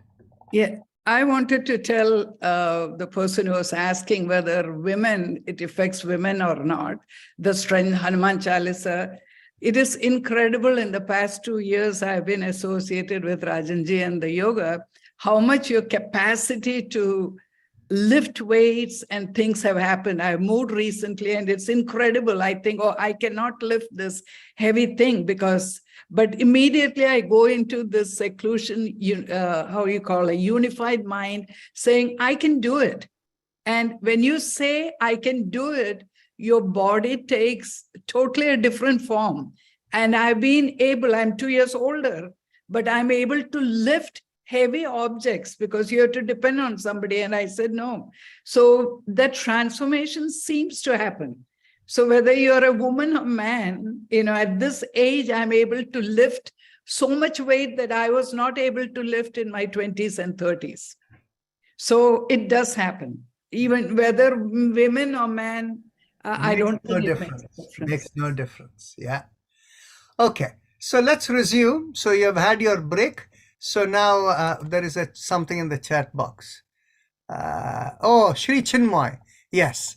Shri Chinmoy, I don't think he is there anymore, but he used to be in New York and he used to visit the United Nations. And he was a person who would demonstrate lifting up several hundred pounds and things like that, and was a lean, skinny man. So yes. Okay. So now coming back to our where we are going to go from here, let me give you a little view of the landscape so that becomes easy for you to understand. Through this process of this samyama and the state of samadhi, you can attain many abilities that would come. And these abilities don't come to everyone. Only abilities that are suited for you to fulfill the purpose of your cosmic existence, your swadharma, only those abilities come to you. So everyone will not get all the abilities. Okay. And finally, so Patanjali Muni, in this 3rd chapter called Vibhuti-pada, tells you that these are all the potential things that you can experience. When you experience them, don't get confused. And don't start thinking you're greater than other people. The reality is you're no different from anybody else. Okay, everybody is simply an instrument playing their role in the cosmic flow. And in the end, he basically tells you, if you fall into the trap of thinking you're greater, you will never attain the highest. And the nature of attaining the highest is, at every moment, you are completely aware of everything, like Sri Krishna. So that is the kind of this thing that he will explain. So this is the course of the rest of chapter 3. So here we go. And our goal today is to finish chapter 3 so that tomorrow we'll be able to focus on chapter 4, which is a shorter chapter, as well as have more discussions at the end of it. Okay. So here we go, chapter 3. We are going to the sutra number 13. So this is with regard to how the samyama works. Etena, by this process of samyama, bhuta indriya dharma lakshana avastha. Bhuta, anything that is created, physical. Indriya, senses, of the senses. So anything of the created and of the senses. Dharma lakshana. Lakshana means indicator. Dharma, dharma lakshana avastha, the state by which it is there, and in the properties. Dharma referred to its properties. Parinama vyakhyataha. So This way, in this same way, in this etena, by this, that is actually the result of behavioral nature or properties, external attributes, and state conditioned by situation in matter and senses is explained. Why is he telling you this? Because you can go and do samyama on anything and you can know anything. Let's continue further. Sutra number 14. Shanta udita avyapadeshasya dharma anupati dharmi. Shanta is the peace, udita, the arising, the deep peace arising within. Avyapadeshasya means indescribable. Dharma anupati dharmi. So from that deep peace within, there is an indescribable flow, the indescribable peace that comes within you, out of which creates the flow of the dharma. That is whatever the purpose for which we are born. The dharmi follows the indescribable dharma arisen from peace. Krama anyatvam parinama anyatyeva hetuhu. So the krama is the sequence. Anyatvam, if it is different, the result parinama, anyatvam hetu. The cause of a different result is because the sequence is different. What are these three sutras referring to? These three sutras over here refer to the samyama process. Wherever you focus, for whatever you want to inquire and know, wherever you start, that is where you will get it, but everything will come according to the flow of dharma. Okay, so this is a very kind of the way in which that is described there. But now let's continue. Sutra number 16. Parinama traya samyamat atita anagata jnanam. If you focus on the result, wherever the state, and in fact that is what Vyasa tries to say, that if you see a broken piece of pottery and if you focus on the broken piece of pottery, then you can understand the antecedents of it, when the pot was made and what clay it came out of and things like that.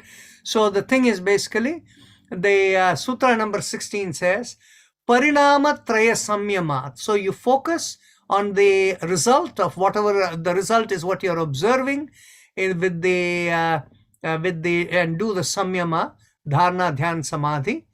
Atita anagata jnanam. Atita is whatever is the past, anagata, what the future is going to be, and jnanam is the awareness of that. So the part is basically, you can, it is pretty much straightforward. The result of the threefold samyama unfolds knowledge of the past and future. Next is Sutra number 17. Shabda Artha. Shabda Artha means the meaning of whatever are the vibration, pratyayanam, how you experience it. Itaretara, Shabda refers to, in this particular case, word, okay? So the sound vibrations that come out of a word, how it reflects on you. Itaretara means separated as this and this. Adhyasat means separate. Adhyasat means the separated state being led into a higher awareness beyond the physical body. Sanskarastha pravibhaga, and according to a programmed system, it is able to separate out what is being understood. Samyama, and you do samyama on that. Sarva bhuta ruta jnanam. Okay, now I can tell you what the words mean, but I cannot tell you how it is done. Okay, so what the words are saying is, what it's saying is, no matter what sounds you hear, you will be able to understand what is the true meaning of it by doing samyama and understanding the separation of all the different sounds that are there in nature. Okay, so they translate. So in other words, you are enabled to understand all languages, including the languages of animals. By samyama, on the confused or mixed and distinguished state, a distinguished understanding from the superimposition of the convictions of the meaning of sounds, one gets knowledge of sounds, language, of everything worldly. So you can see, It's a kind of a long shot how that happens, and I can't answer that question. Okay. So this is the, if any of you reach the state where you have the siddhi of how you can understand all the languages of the world, then in which case you can explain to us. Naraji, was it Swami Rama who used to do the and then understand before going to France? He just had that type to understand that language by listening to the audio files. Something like that. Yeah. Then Sutta number 18 of the 3rd chapter. Sanskara sakshat karanat purvajatik jnanam. So the sanskaras are the program within. Sakshat karanat means you can see its fruitioning right within. By experiencing that, you can know. Purvajati means later birth jnanam. So how will the later birth will be? You can know from that. By directly experiencing the workings of sanskara, one gets knowledge of previous births. Purva jati is previous birth, not later births. Pratyayasya, that is by reflecting or the conviction of whatever is coming towards you. Parachitta jnanam. So by experiencing what is you see from this thing, you can know what is the nature of the chitta of other people. And this is something that some of us here do all the time. If we look at a picture of someone, we can know all about them. Nacha tat salambanam tasya avishayi bhutatva. Even though you can know all about them, but you cannot know their root source. So nurture tat salambanam. Salambanam means where their support, where they rest. Tasya avishayi bhutatvat. So what is beyond the created, you cannot know about that. But not the support of the chitta, which is God, because of its imperceptible content in created matter. So whatever is behind, you cannot know. Kaya rupa samyamat. Kaya rupa samyamat tad grahya shakti sthambe chakshuhu prakasha asamprayoge antardhanam. Antardhanam means to disappear. So this sutra says, how can you disappear? So whatever is, it's all about cloaking technology. So the kaya is the physical body. So you focus on you do the samyama on the form of the physical body. Tad grahya shakti, whatever is the shakti or the vibration that holds it, you hold that still, so that the chakshu is the eye, prakasha, the light entering the eye is made unusable, asamprayoge. That is how you can become invisible. So again, I can't tell you more than what the words say. Etena shabdadi antardhanam uktam. In the same way, etena, shabdadi means things related to sound. Antardhanam is to make it imperceptible. Uktam, explained. So in the same way, sound, etc. becomes hidden, is explained. Sutra number 23. Sopakramam, nirupakramam, cha kramam tat samyamat, paranta jnanam arishtebhyo va. Arishta means portents, omens. So sopakramam, and sopakramam is whatever you see in the current flow or sequence of things. Nirupakramam means those which are you cannot see, which means things that may come in the future. Of what? Of karma. Cha karma. And you do tat samyamat, you do the samyama on that. Out of that, you can know paranta. When will you leave the body? Paranta jnanam, knowledge of when you leave the body.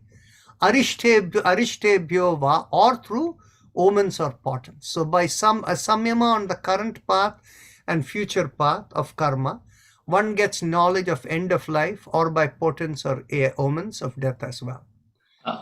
Naraji, what is that path actually mean? Actually, sequence of the flow of karma. Okay. Okay. Now, many of you probably remember, I think it's Sutra number 33 in the first chapter. Is it 33 or 31 or 32? That is Maitri, Karuna, Mudita, Upekshanam, Sukha Dukkha, Punya Vishayana. Punya, that's it. Which sutra is it? 33. Sutra number 31, 32 or 33? First chapter. 33. 33, right? Okay. So this sutra number 24 of the third chapter refers to the 33 from the first chapter. Maitri Adishu, that is Maitri, Karuna, Mudita, Upeksha. By these, Adi means etc. Maitri, etc. comes Balani. So by samyama on by moderation in your nature, you get a lot of strength. So in friendliness, etc. is strength. Baleshu hasta baladini. So in strength is elephant strength, and such other animal or being strength. So you get elephant strengths by focusing on strength alone. And then Sutra number 26, Pravritya. Pravritya means that expresses. Pravritya, but the vritti means that expression. Pravritya means something that is connected, prakrishta vritti. There is something that is connected to the core of existence. So from the activation of something that is connected to the core of existence, aloka, the light that comes from it, nyasat, by connecting into that light, sukshma vyavahita viprakrishta jnanam. Sukshma means anything that is subtle. Vyavahita means something that is hidden. Viprakrishta means something that is not present, that is remote. Jnanam. You can have knowledge of that by focusing or doing samyama on the light of anything, any expression that is connected to the root source of nature. So how to go and find objects? Okay. Now, Bhuvana Jnanam Surya. Find my device in iPhone. Sorry, what is that? Sorry, was it like find my device in iPhone? Find something which is not visible. Whatever. Okay. So, Bhuvana Jnanam Surya Samyama. So by focusing on the light of the sun, you can know the nature of all of the universe, the cosmos. Bhuvana is the all of the universe, cosmos. Bhuvana Jnanam, knowledge of that. Surya is the sun. Chandre Tara Vyuha Jnanam. By focusing on the moon, through the moon, you have knowledge of the array of stars. See what exactly these mean in a subtle sense, I cannot fully understand. But on the other hand, what happens is, you can understand at night time is when you can see the moon. And so the moon is there, so also the stars are there, whatever it may. Vyuha means the array, you become knowledgeable. Sutra number 29. Dhruve Tadgati Jnanam. Dhruva is the pole star. And by the pole star, you can know the movement of the stars around. So that is the basic of the astronomy of how they can predict where everything is going to be and all of that at any given time, time of the year and things. Now, Sutra number 33, Murdha Jyotishi Siddha Darshanam. This is something, again, Murdha Murdha refers to. We might have missed a slide. I 13. missed a slide. Oh yeah, I missed a slide. So Sutra number 30. Nabhi chakre kaya vyuha jnanam. By focusing on the chakra of the Nabhi, you can know how the body systems are, the knowledge of this thing. And in fact, this is very subtle, because what happens is the navel is supposed to be the seat of our energy. If you become completely tired, the navel will feel very weak. So that is the yogic system, and people who can subtly sense it, you can see that over there immediately. And then Kantha Kupe, Sutra number 31, that is, Kupa literally means well. So Kantha means the throat. So you can think of it in the well of the throat. Chut pipasa nivritti. Chut is the concept of hunger. Pipasa is the concept of thirst. Hunger and thirst, nivritti means you are no longer affected by the hunger and thirst. Now, when they point this out, again, I cannot fully explain this, but many of you who have read the Ramayana will remember that Vishwamitra taught Rama and Lakshmana, when they were guarding the yajna, that they should be there all the time and they shouldn't be affected by hunger or thirst. So he taught them something whereby they could be like that, is said. So I cannot fully explain what it is, but one thing that I can tell you is that many of you have experienced when you are in meditative focus, you don't feel hunger or thirst. So however that is explained. Now, next is Sutra number 32, Kurmanadhyam Sthiryam. Then in the yogic system, there is a nadi or a connector called Kurma. That Kurma nadi is supposed to end at the throat. And it comes from lower down and ends at the throat. And if you focus on that one, that Kurma nadhyam, it gives you stillness. Now, of course, the Kurma nadi, while they say it comes to the throat, we also understand the throat is connected to the ears, and the gyro in the ears are the ones which gives you balance in the system. So maybe it has something to do with it, but these are all statements that are there in the Yoga Sutras, which we are literally translating. What they mean, unless you experience it yourself, we don't know. Some of these cases we have experienced, so we can tell, like we spoke about focusing on another chitta and things like that.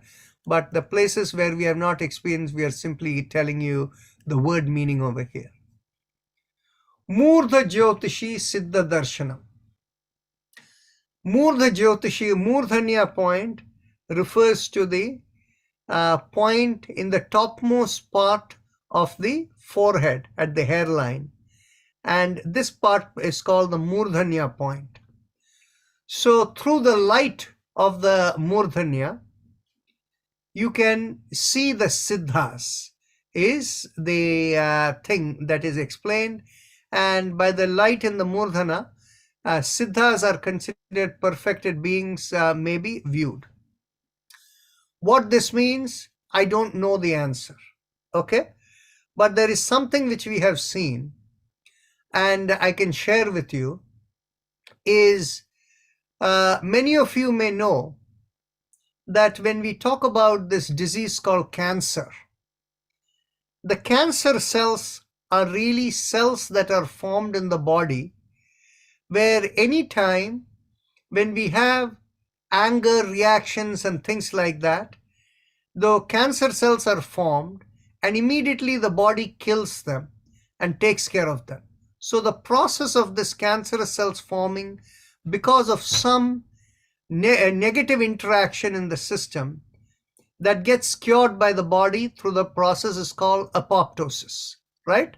So now what happens is when people get cancer, it means that the body was unable to cure and it thought those cells which were bad is the right thing for the body, so it multiplies more and more, and that's how cancer comes. Now, one of the things which we have intuitively tested is, what we see is in the Murdhanya point, when we cosmically connect to the top when sleep and all of that, that is the source of our immune system, or the strengthening of the immune system. As the whatever are the messages that come to enhance the immune system into us, they actually flow through the point of the Murdhanya. When they flow through the point of Murdhanya, Murdhanya can trip the communications coming, and it can make what is good as appear as bad, and it can prevent the cancer from getting cured, the cancerous cells. So the thing is, basically, when we work with cancer, we tell people to focus on the top of the head and use the mantra The mantra used on the top of the head immediately clears the Murdhanya point, so that there is no tripping of the messages coming. Now, the key part is, Dr. Rajan, I just want to add here. Actually, you asked my mom to follow this mantra, and she's completely cured of cancer, colon cancer, and she didn't have to go through any surgery or anything. And thanks for that. Oh, thank you. Nice to hear that, Saraswati. I didn't really know. We'll talk about this separately. We need to document the case. Okay. Okay. So the thing is, you see, in our therapy, we are very, very careful about this, because what it is we cannot be in the business of telling the people who have cancer, we can cure cancer. Okay. So because what happens is, we don't want people to think they can avoid conventional treatment and things like that.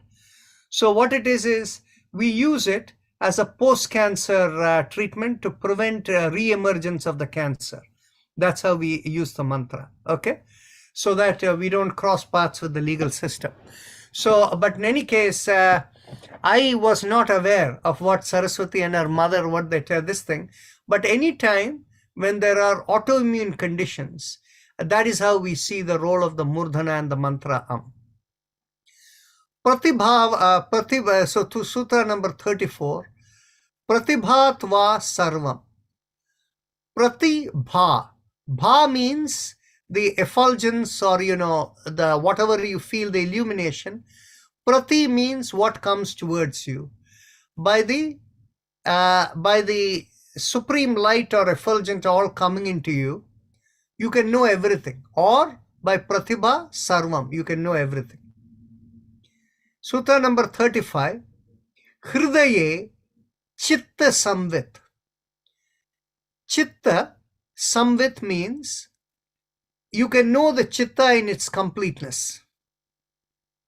What is the meaning of Chitta, knowing it in the completeness? Hridaye. What is the meaning of Hrit? Many people will tell you, in fact, even in Bangalore, they have a hospital called Narayana Hridayalaya, right?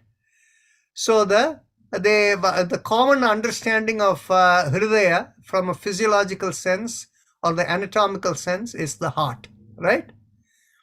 But really, when you talk about the heart of the matter, it means what is the inner core, right?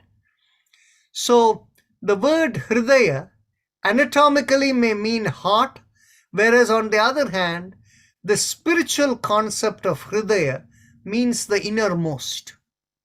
Okay? So in the innermost within the body is the Atma Chakra. And the Atma Chakra is along the front part of the body, along the Atmanadi, which comes from the middle of the top of the head, along the front of the body, going down, straight down, just below the skin, the front of the body, till it comes right at the xiphoid process. The xiphoid process is the part that is just below the lowermost part of the sternum, right? So the xiphoid process is where we say is our cosmic connector, our cosmic transmitter, and this is considered the Hridaya Chakra.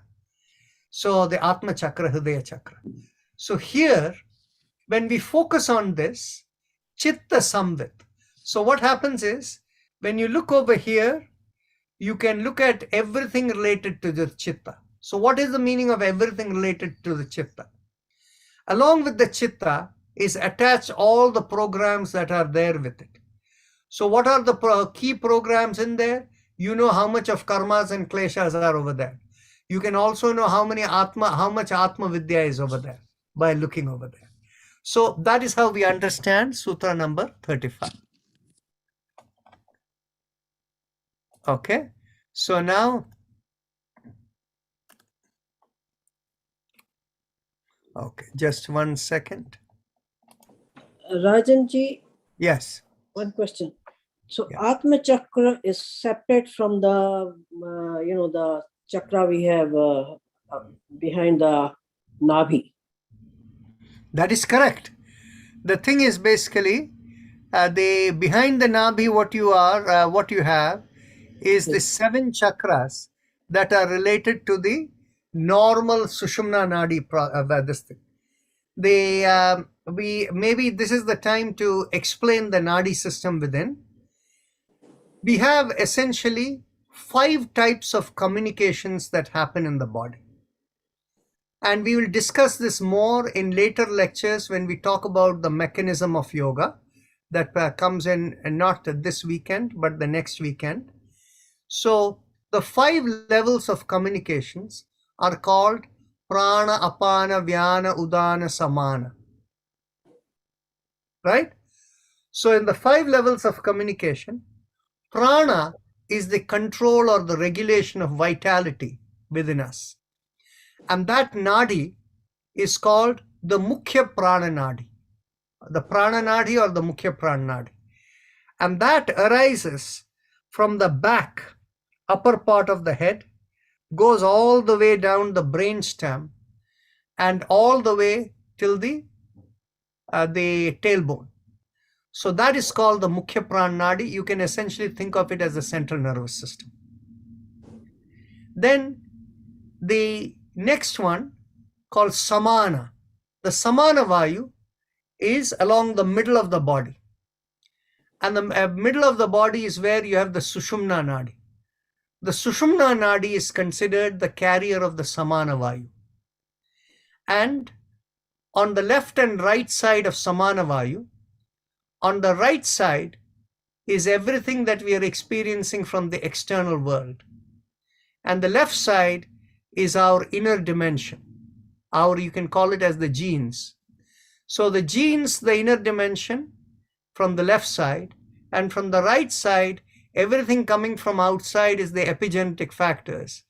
Both together form the gene expression, which is what we think is the Samana Vayu flowing through the Sushumna Nadi. Then the third major Nadi is the Udana Vayu coming through the Atma Nadi. The Atma Nadi comes from the middle of the head, coming along the front of the body. It comes all the way to the sternum and goes below the sternum all the way till the navel. Once it reaches the navel, it takes a turn backward. It goes right all the way back till the spine. And then it goes along parallel to the spine all the way down till the sacrum bone.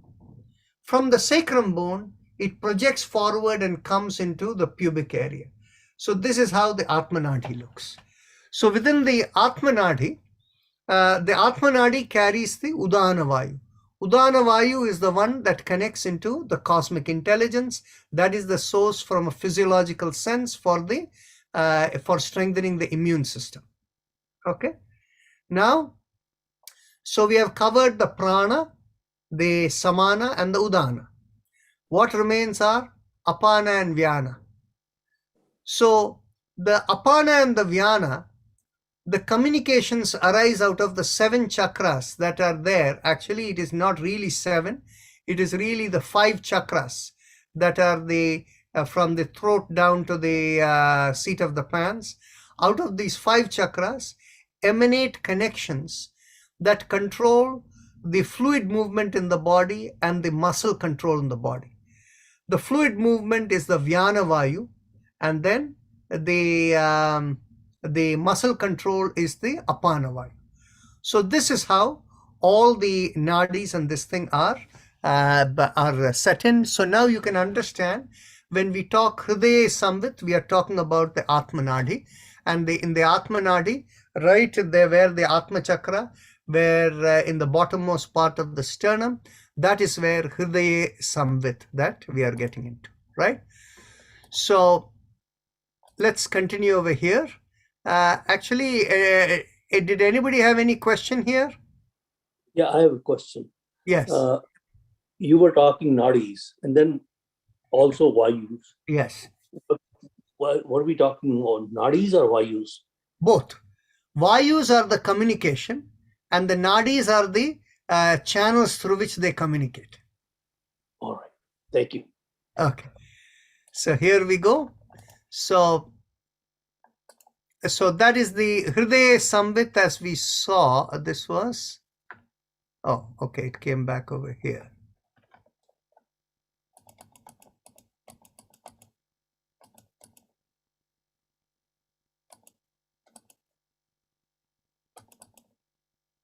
Okay, so this is where we were, Hridaya Samvit. Then the next sutra comes, Sattva Purushayoho Atyanta Asankirnayoho. Sattva Purusha means Sattva, the pure Purusha. There is no more any karma kleshas left in that is affecting the person, the high level of purity. Atyanta means extreme. Ati anta, extreme, is Asankirnayoho. Sankirna means narrow, Asankirna means very, very broad-minded. Pratyaya, how you receive something that comes to you. Avishesho bhogaha. Avishesha means not specific. Vishesha means specific, Avishesha means not specific. Bhogaha is the experiences. Para arthatvat.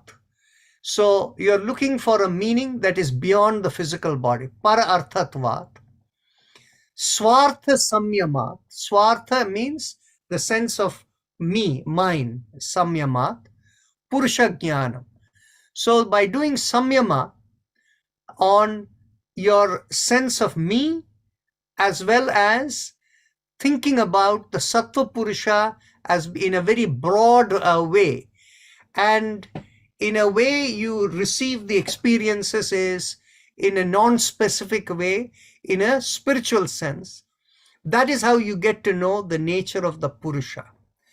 So the belief that Sattva of the Purusha and lack of narrow-mindedness are not distinct give rise to pleasure experiences, bhoga. By samyama on the truth of the self relative to the truth of others comes the knowledge of the Purusha. Anyway, so you understand the concept of the samyama over here is what is beyond versus what is here. Samyama on that is what by which you realize what is the nature of the Purusha, or the what you would consider beyond the physical body that doesn't die. Tataha, from that or from this. Pratibha. Pratibha means whatever is the effulgence or the light of understanding that comes into you. Shravana, actually it is, I think it should be Shravana, it's written as Shravana, but I will check that. Shravana means what you hear. Vedana means whatever you experience or feel. Darsha, what you see. Swada is what you can taste. Varta is a word that is it can mean many things, but out of that, so it's essentially saying from this ability to understand the Purusha in Sutra number 36, you're able to have the inner intelligence to know that you can hear subtle things, enlightened subtle things you can hear by your enlightenment, as well as you can experience things subtly, you can see things subtly, you can taste things subtly. All of these, jayante means they come. That word varta is a very interesting word. From this arises enlightened hearing, sensation, seeing, tasting, and smell or health or feeling of happiness. That is how Varta is explained. Typically, we would have thought of it as smell because all of those refer to the 5 what are called the sense organs of experience, right? But then if you look at the Sanskrit word meaning Varta, it tells you things like health, feeling of happiness, and things like that. So we really don't know why Patanjali used this kind of a word. The archaic meaning could be smell.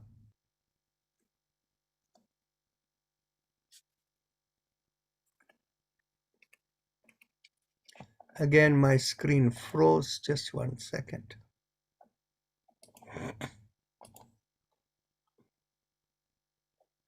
Okay.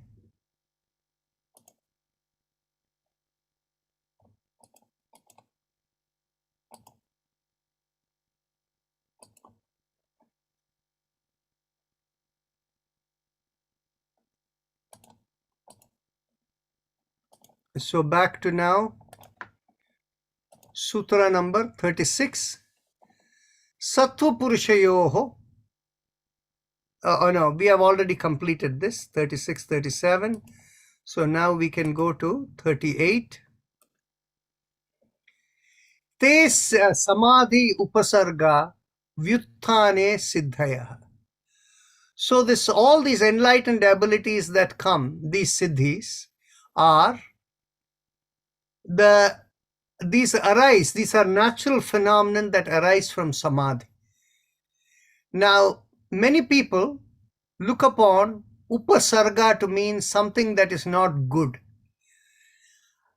While that may be the conventional meaning, because many people think that sarga literally means what comes out from within. That's what is the meaning of sarga. So what happens is the process of dissolution and creation is called sarga. Upasarga is the creation coming out of dissolution. So there is one view that all these samadhis are not good. They will deviate you from the path of yoga. And that is one view, but I don't really subscribe to this, as long as you understand it is there only to fulfill your swadharma. So next is Sutra number 39. Bandha karana shaitalyat. Bandha means that which holds you. Karana is the cause of your being held. Shaitalyat, becoming weak. Shaitalyat, by becoming weak of the cause of being locked in the body. Prachara samvedana, by the ability to, prachara means to spread or to broadcast. Samvedanat means your ability to sense. So, chittasya parasharira aveshaha. Through your chitta, you can enter a body of another person. Okay? So because of the cause of being locked in the body becoming weak, and by ability for transferring sensations of the chitta, another body is entered. So this is a very interesting concept. And Udana Sutra number 40, Udana Jayat Jalapanka Kantaka Adishu Asanga Utkrantihi Cha. So once you have conquered the Udana Pranavayu that goes through the Atmanadi, which means you're cosmically connected and your cosmic vibrations are, you're always well connected over there. And that is the meaning of it being conquering that. You can go over. Jala is water. Panka are bogs, swamp. Kantaka means thorns, adishu, etc. Asanga means without contact. Utkranti, go over, cha. So, and because of conquering of the Udana energy, in places of water, swamp, thorns, etc., one can move above them without contact. So it is, so this is very interesting, but also the evidence of this is how many of you might have heard about Maharishi Mahesh Yogi's Siddhi training, where people are able to float or, bounce off the floor. Have anybody heard of that? Yes, I think yogic flying, wasn't it? Exactly. So that comes by this ability. Rajan, Yeah. isn't that also, you hear about how Moses walked over the water? Exactly. Exactly. So is that what that Siddhi? Exactly. So the thing is basically when you're able to literally I can explain the process to you. The process is that we can understand that when we are fully in the physical body, we are subject to all the four forces that we know: gravitation, the weak energy, all of these different energy forces that physics tells us, right? Now, once we are connected into the fourth dimension, which is what the meditation does and goes into the Udana Prana connects into, then by connecting into that and visualizing a flow. So in the Maharishi system, the Siddhi system works as follows. You mentally visualize after you go into the meditation, you visualize the Maitri, Karuna, Mudita, Upekshana, so that Sukha Dukkha, this thing, you mentally visualize that Maitri, Karuna, Mudita, Upekshana coming right from you and flowing out of vibrations and coming through you, coming by the side of you. As they come in, it changes the energy field of the body, and that is how the body lifts. Okay, so this is the concept of this. And in fact, what happens is many of you in meditation, you can feel as if the body becomes light, right? So that is the first stage of the feeling. Sutra number 41, Samana Jayat Prajvalanam. Actually, by conquering the Samana energy, one shines. That's what it says. What does it really mean? When you are completely in sync with your Samana Vayu, it means your Sushumna Nadi is in perfect balance. In perfect balance, you're actually fulfilling your Swadharma in a perfect way. And so when you fulfill your Swadharma in a perfect way, you shine in the world. You're successful in everything. Sutra number 42. Srotra akashayoho sambandha samyamat divyam srotram. Srotram is hearing. Akasha is the space. Sambandha is the relationship, samyamat, by doing samyama on it. Divyam srotram. Divyam is divine sounds. So by samyama on the relationship between hearing and spaces, spiritual divine hearing is obtained. Now, what that means from the time of Patanjali Muni, we really don't know. But these days we have our mobile phones. So the mobile phones are really doing samyama on the space, and that's how they are able to hear everything that is coming through, right? So I don't know whether the mobile phones are what it's referring or some elements of it, but without the aid of a mobile phone, when you're able to experience whatever the mobile phone can do, that is the nature of the, we would imagine, as spiritual or as divine hearing. Sutra number 43. Kaya akashayoho sambandha samyamat laghu tula samapatte cha akasha gamanam. Akasha gamanam means to move through space. How do you move through space? Kaya akasha sambandha samyamat. But kaya is the body, akasha is the space, by sambandha is the relationship, by doing samyama on it, along with Laghu Tula Samapatti. Laghu is light, Tula is cotton wool.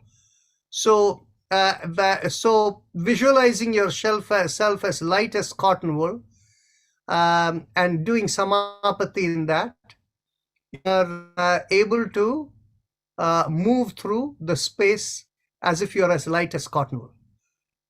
So by samyama on the relationship between body and space, one attains doing samapatti on the lightness of cotton, the ability to travel through space is obtained.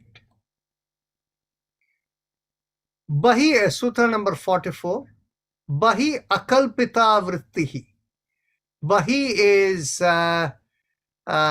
outside you. Akalpita, unimaginable. Vritti is expression. Maha videha tataha. Maha means big. Videha means without the body. Tataha from that. Prakasha avarana chayaha. The avarana is the covering. Prakasha is the light within. Chayaha is to wane. So we have spoken about this earlier in the case of the pranayama.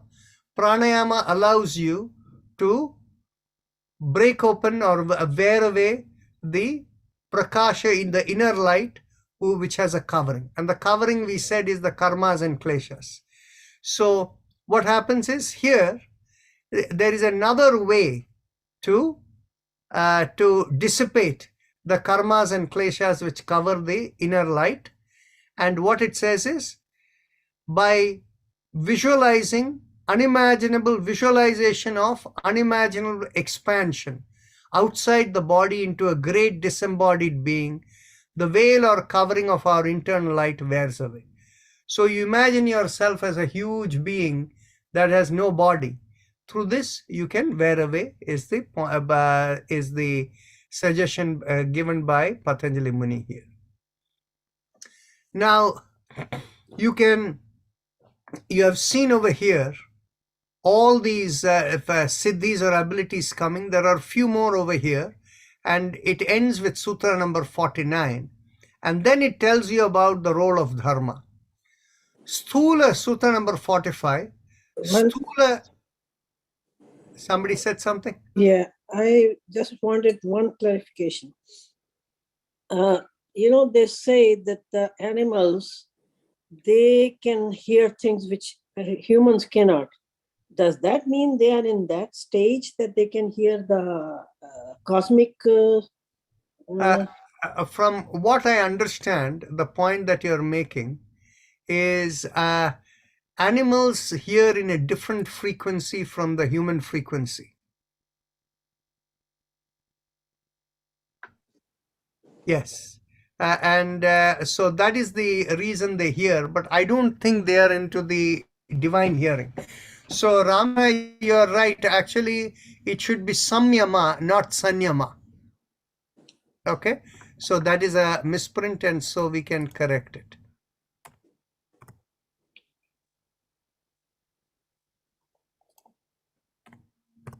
Okay.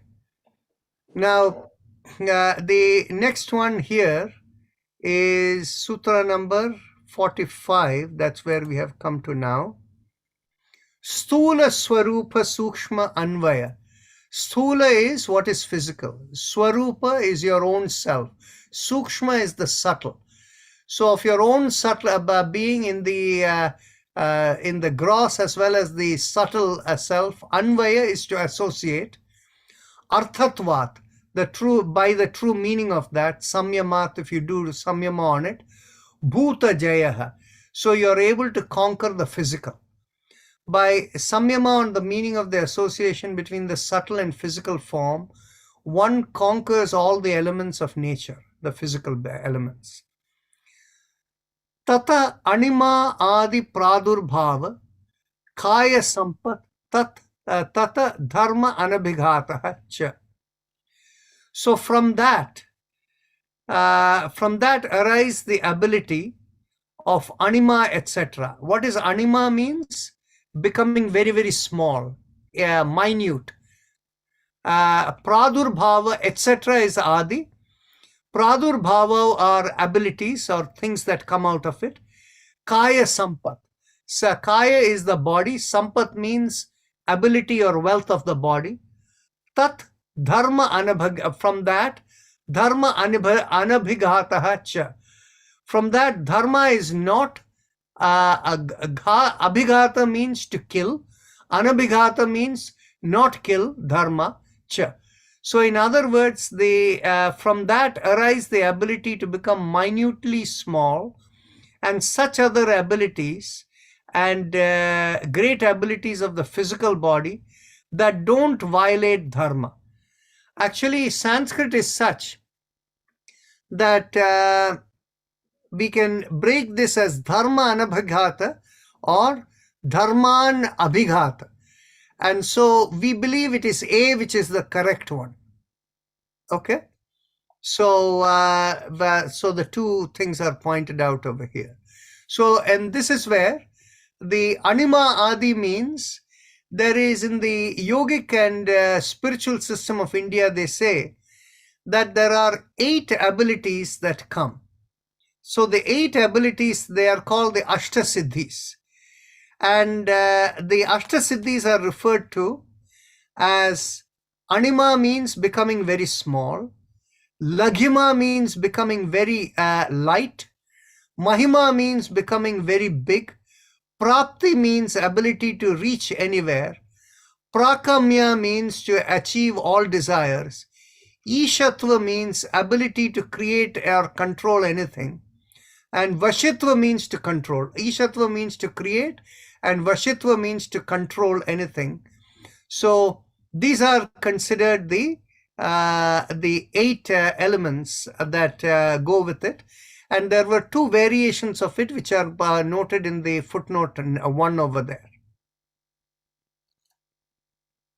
Sutra number 47. Rupa lavanya balavajra sahanatnatvani kaya sampat.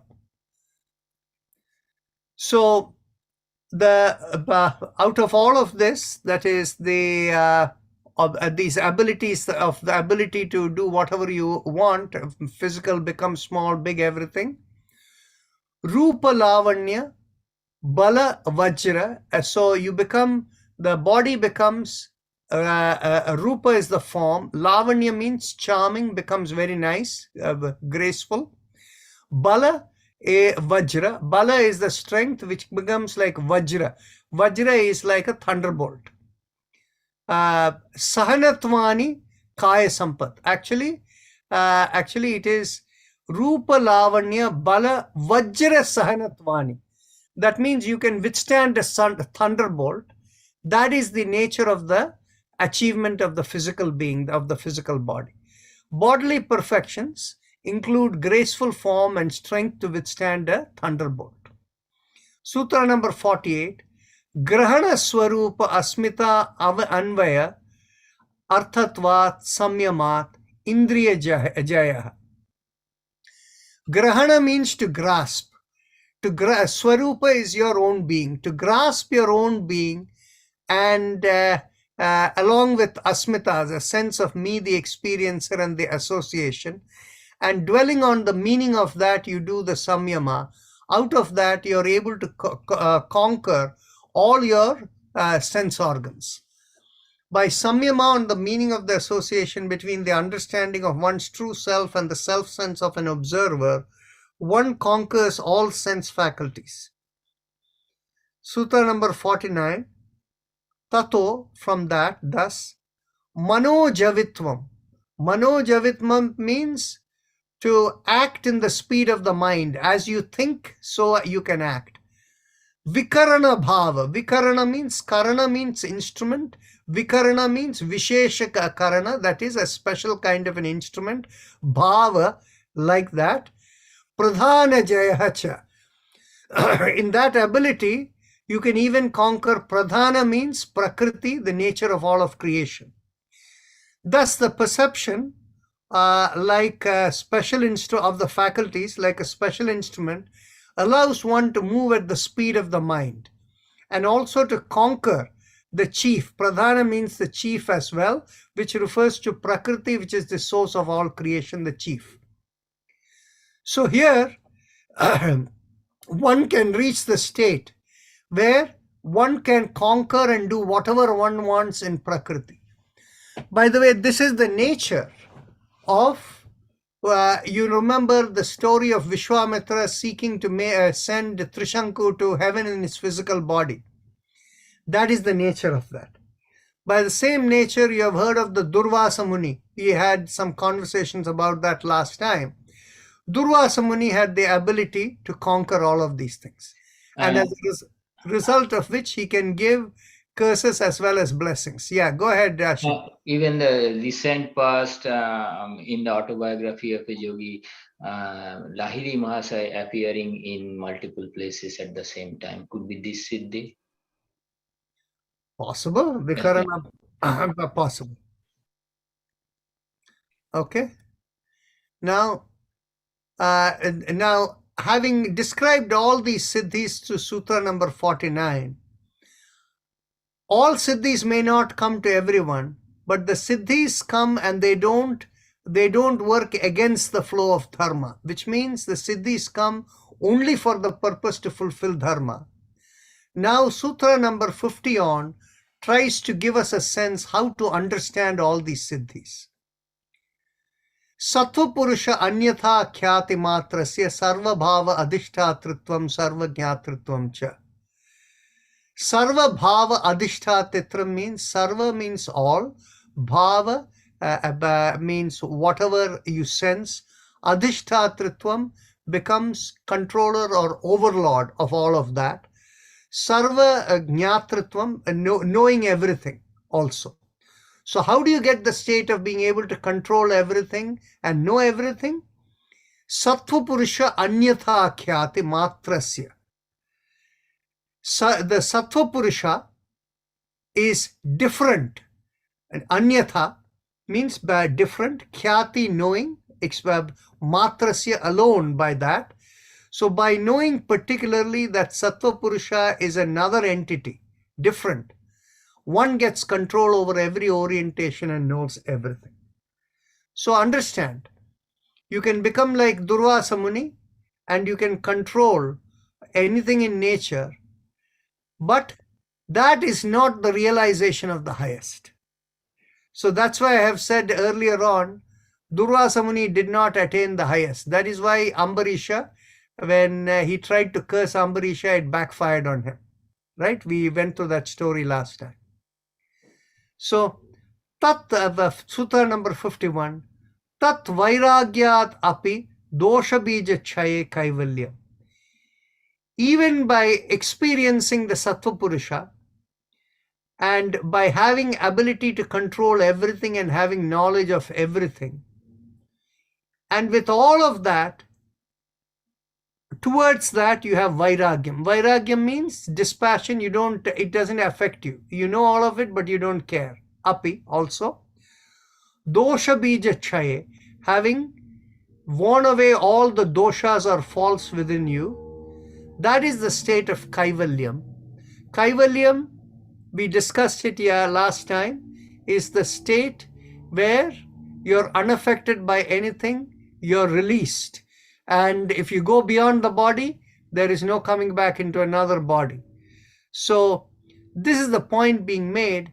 And again, to understand from Sutra number 50, that knowing the Sattva Purusha as another entity means Ishvara Pranidhana. So knowing God as different from everything that is created, only by that you are able to reach the highest. Rajanji, one question. Yes. When you say you reach Kevalya, that means you get out of your body and you don't attain anybody. Does that mean moksha? Okay, this is a very interesting question. See, the Kaivalya can be within the body and without the body. Kaivalya literally means being unaffected by anything. So, yeah, the best translation of that word is freedom in isolation. How can you be isolated? You're affected by nothing. You can be in the middle of a crowd and you can still be isolated because you're affected by nothing. So the state of Kaivalya is when you're unaffected by anything, as long as you're within the physical body, you're still in the state of that moksha or unaffected by everything, but you're still in the body. Once you leave the body, you're unaffected by anything. So it is indeed moksha. So the word kaivalya is translated to mean moksha, but I wanted to qualify. It can be, you can be released and in moksha with the body or without the body. Okay, Sushmaji? Yeah, then I also have heard that you don't completely, after so many years, you again take birth. Is that true? There is no complete moksha, that completely disappearing? Actually, once we finish the last chapter tomorrow, that question will get completely answered. Because what happens is, it will answer the question that there can be two states in the Kaivalya state. The one state is, you leave the body and you stay as a Chanapati yogi. You're always connected into God, which means the entity never disappears. Whatever is the root, you can call it the soul or whatever, is hanging there close to God. And if God wants the soul to come back into a physical body, maybe it will happen. But on the other hand, the second nature of the state in that Kaivalya, when you leave the body, you have no attachment to anything, not even to God. So when you have no attachment to anything and not even to God, whatever is the soul matter, it becomes merged with the cosmic energy. So it is literally like you have kept a disk with a lot of data in it. You take it near a strong magnetic field, it wipes out all the data in it. So that is how you get wiped out and everything becomes part of the cosmic flow, the energy of the cosmic flow. Then, no matter who wants it, that identity is gone, nothing comes back. Sushmaji. Well, they say that they say, well, you become part of God. But then I've heard other things which says you can never be part of God. So See, I don't know where this that goes. again will get clarified in the next session with what I have said. As Patanjali Muni says, you see, all of created matter comes from God. So if you merge with created matter, which is also part of God, and there is no identity left, you can technically say you have become one with God. But the real distinctive aspect of it, you really never become one with God, but rather you become one with the created matter of God, right? And then the other side of it is that if you stay in the Chanaprati Yogi format, the soul stays everlastingly with God unless God wants you to do something with it. So when people claim various things, how are the possibilities represented? That is what Patanjali Muni will represent in the last 4 sutras of the Yoga Sutras, which we'll discuss tomorrow. Okay? Okay. So here we go. Let's continue. So Sutra number 52. Sthani means a person who has an elevated position in society. Sthani upanimantrane. Nimantrane means to invite. Upanimantrane means to invite to come close to you. So if a person in high standing, Sthani upanimantrane, Sangasmaya karanam. So you associate with that person. Smaya means having a sense of me being important, that kind of thing. You can call it as pride. Puna anishta prasangat. So for a person who has attained being in this physical body, they have attained the state of Kaivalya by fully surrender to God, or to recognizing the Supreme Purusha as different from them. Such a person who is being invited by a person who is in a high position, and as a result of which you develop the association with me being important kind of thing, as a result of which puna again, anishta, unwanted, prasangat means you get into an association that is unwanted. So in association with a special invitation from an entity in high position, or in place in the upper zone of vibrations, The instrument of pride can raise the possibility of establishing another unwanted association by losing the freedom in isolation, by losing the kaivalya. Vyasa suggests this place is that of a pleasurable world where the devas inhabit and is beyond old age, death, etc. And so that is one way to look at it. Okay. So, Chanatat Kramayoho, Sutra number 53. Chanatat Kramayoho Samyamat Vivekajam Jnanam. When you are completely living a moment at a time in the sequence of the flow of the time. So that means you simply are living at a moment. So somebody invites you. If the living in the moment, if the divine guides you to go over there, you go there, but you're only in a moment. You're not affected by whatever they are offering or doing to you. If you can stay in this thing, out of that comes vivekajam jnanam. Out of that comes true discriminative knowledge. By samyama on single moments and their sequence comes discriminative knowledge. Jati lakshana deshaihi anyatha anavichedat tulyayoho tata prapattihi. Tata pratipattihi.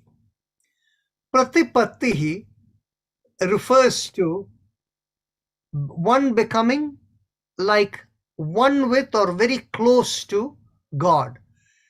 Pratipattihi is literally the state where one is very close to God. And how does that come? In that state where you have the viveka, the discriminative knowledge, and you have the ability where the place, the circumstances of birth and indicators of birth and place of birth, these don't mean anything to you. Anyata, even without any of these things, you can have complete knowledge of everything. Anavichedat, unbroken, tulyayoho. That level of high level of discriminative knowledge, which is very close to God, is what it leads you to. That by which one is able to distinguish when otherwise there is no distinction in birth characteristics, observed indicators, and location, is pratipatti. So this is the highest level of knowledge. So this discriminative knowledge, what is its nature? Tarakam sarva vishayam sarvatha vishayam akramancha iti vivekajam jnanam.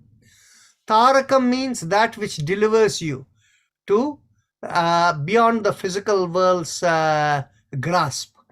So sarva vishayam sarvatha vishayam akramancha. You know everything, unbroken by sequence of anything. You can it is unaffected by sequences. Iti vivekajam jnanam. This is the higher discriminating knowledge, which is the deliverer. Discriminative knowledge, which is a great deliverer, tarakam, includes all subject matter all the time, irrespective of sequence of matter or time. So the person becomes fully aware all the time. So this ends. One more thing. Sutra. Sattva purushayoho shuddhi samye kaivalyam iti. In that sense, in that state that you are in, you have the sattva or the purity that is equal to that of the sattva purusha, and which means God. So having the purity of God, that is where you go beyond rebirth, that you have the complete kaivalya. This is kaivalyamiti. So this is the place where chapter 3 ends, and we will stop over here, but we have still 11 more minutes for discussion. So any questions, thoughts? So effectively through chapter 3, what Patanjali Muni has done is give the guidance to the seeker, how to go about and seek and become enlightened. And then in chapter 3, he has also pointed out the pitfalls of siddhis that come. And when you get siddhis, don't think you're any greater than anyone else. And realize that siddhis only come to fulfill your dharma. And only when you're able to lead your life a moment at a time with the higher discriminative knowledge, only then in that state of the highest level of purity, you become truly liberated.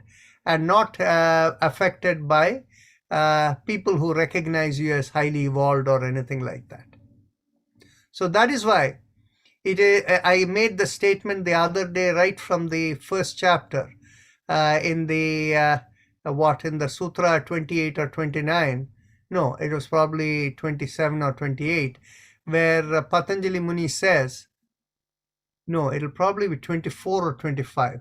That is the no, it won't be 24. It'll be 25 or 26. That that God is the guru of everyone at all times, right? So, which means anybody who feels important enough to sit on a pedestal, that person could not have attained the highest level of Kaivalya. So, in other words, anybody who sits on a pedestal as a guru, you can immediately quickly conclude they have not reached the highest stage, according to Patanjali, as you saw right over here.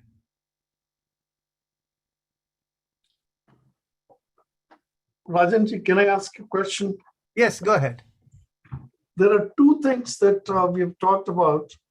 One has to do with Swadharma, and other is Atmagyan. Is Swadharma something that's created when the soul is created with the kleshas, or is that for each birth? And same thing about Atmagyan. Okay. Where do they come from? Okay. In the first birth Swadharma is created by the kleshas that are given from the creation. Then what happens in that Swadharma, you are unable to keep your Swadharma as a pure observer in that lifetime, means by reactivity you create more karmas. So the karmas along with any remaining klesha transfer to the next lifetime. And when they transfer to the next lifetime, that becomes the basis. The karma kleshas become basis for your Swadharma in the next lifetime. Got it. Now, the second question you asked was again Atmagyan. Atmagyan. So the Atmagyan that comes can only come through the process of inquiry. In the Vedantic system, the word used is mumukshu. You have to be a seeker in order to get the Atmagyan. And here, the point being made is the same thing is the Samyama process. And the Samyama process, as described in the first chapter, a very simple way is Vitarka, Vichara, Ananda, Asmita, Anugama, Sampragyata. Right? So in other words, you have to ask. If you don't seek, you will not get. So that is why in the many of this Vedantic process, they say all the troubles that come and hit you in your lifetime are meant for you to ask, why me? Why? And the more whys you ask, that's how you go and get all the answers. I see. But does the Atmagyan carry over from one life to the other? Of course. The thing is, you see, this is exactly the point that Krishna mentions to Arjuna in the Bhagavad Gita. You see, Krishna asks the question when Bhagavad Gita instructs him in what? In the 5th or 6th chapter, somewhere along the way, he asks, if Krishna tells him, become a yogi, and that's the path for you to know everything.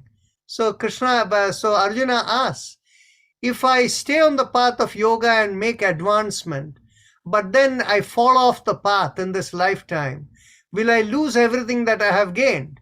And Krishna tells him, no. Whatever you have gained remains with you. And what is that? The Atmagyan. So in other words, from one lifetime to another, Atmagyan can only grow. It never becomes less. Oh, interesting. Very interesting. Thanks. One question, Rajanji. Yes.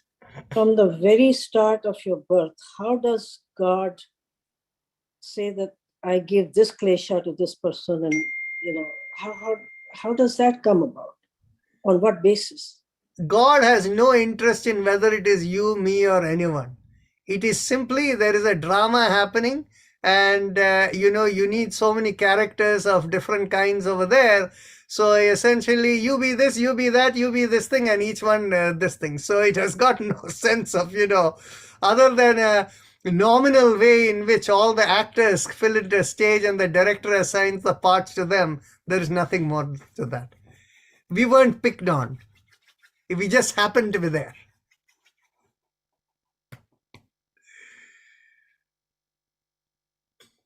Yes, go ahead, Bhairavi. Can you please explain Sutra 55 again? I don't And fully understand it. okay, there is a comment over here, 126. Yes, the God being the Guru of all times is Sutra 26 in the first chapter. Okay, No, so sorry. Oh, I'm sorry. I was asking about Sutra Sutra number 55. 55 in chapter 3. Yeah, that's what I'm going to sing, but I saw the comment that somebody had made over there, and that's what I reacted to. So the Sutra number 35 says Tarakam. Tarakam means the deliverer. So Tarakam, Sarva Vishayam, Sarvatha Vishayam Akramancha. Actually, I'll put this on the screen so that it's easier for you to see. Is what happens is when you reach the highest level of discriminative knowledge, you're living a moment at a time. You're unaffected by people who want to come and say how great you are. You care two hoots about it. And so you're living a moment at the time and only being true to your swadharma, whatever the cosmic connection is telling you, you're living that at every moment in time. That kind of a living state is a great deliverer because you're affected by nothing. The cosmos gives you whatever knowledge you give at moment by moment, and that knowledge is unaffected by what you observe externally. Because the samyama process, remember, you observe externally, focus on something, that's how you get the knowledge, right? Now in this state, you don't need to focus on anything for the knowledge, because at every moment in time you're cosmically connected. Whatever you need to know, everything just comes without focus anywhere. So that is the great deliverer. Bhairavi, is that correct? This thing right? Yes, that makes sense. Okay, perfect. So now that's done. So Hema, go ahead. So if I attained halfway to in this life, halfway Atmagnan, so next birth, if I'm born in a family where they are not into this at all, but so that means I'll be different than the whole family. Everybody, I will be like different person with different knowledge and different Atmagnan. See, this will get answered tomorrow. Sorry, we were getting feedback. Okay, so this will get answered tomorrow. And how will it get answered tomorrow? Patanjali Muni will say that the rebirth process is literally like the person has a bundle of karmas and kleshas over there, and level of that includes Atmagyan, everything else. And the way in which he uses the simile is like a farmer who is tilling the paddy field breaks the embankment to fill the paddy field with water at the time of that seedling and the germination. Similarly, according to the karma kleshas and the needs of the time at that time, the cosmic flow breaks the embankment to allow that entity to enter a physical body into the womb of a person, and then closes the embankment after the water has filled it.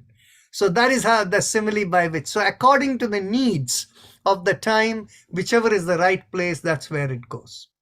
Actually, maybe we have run out of time, but tomorrow, after all the Patanjali Yoga Sutra is done, I'm going to explain to you how, no matter how many karmas you have, how to escape rebirth.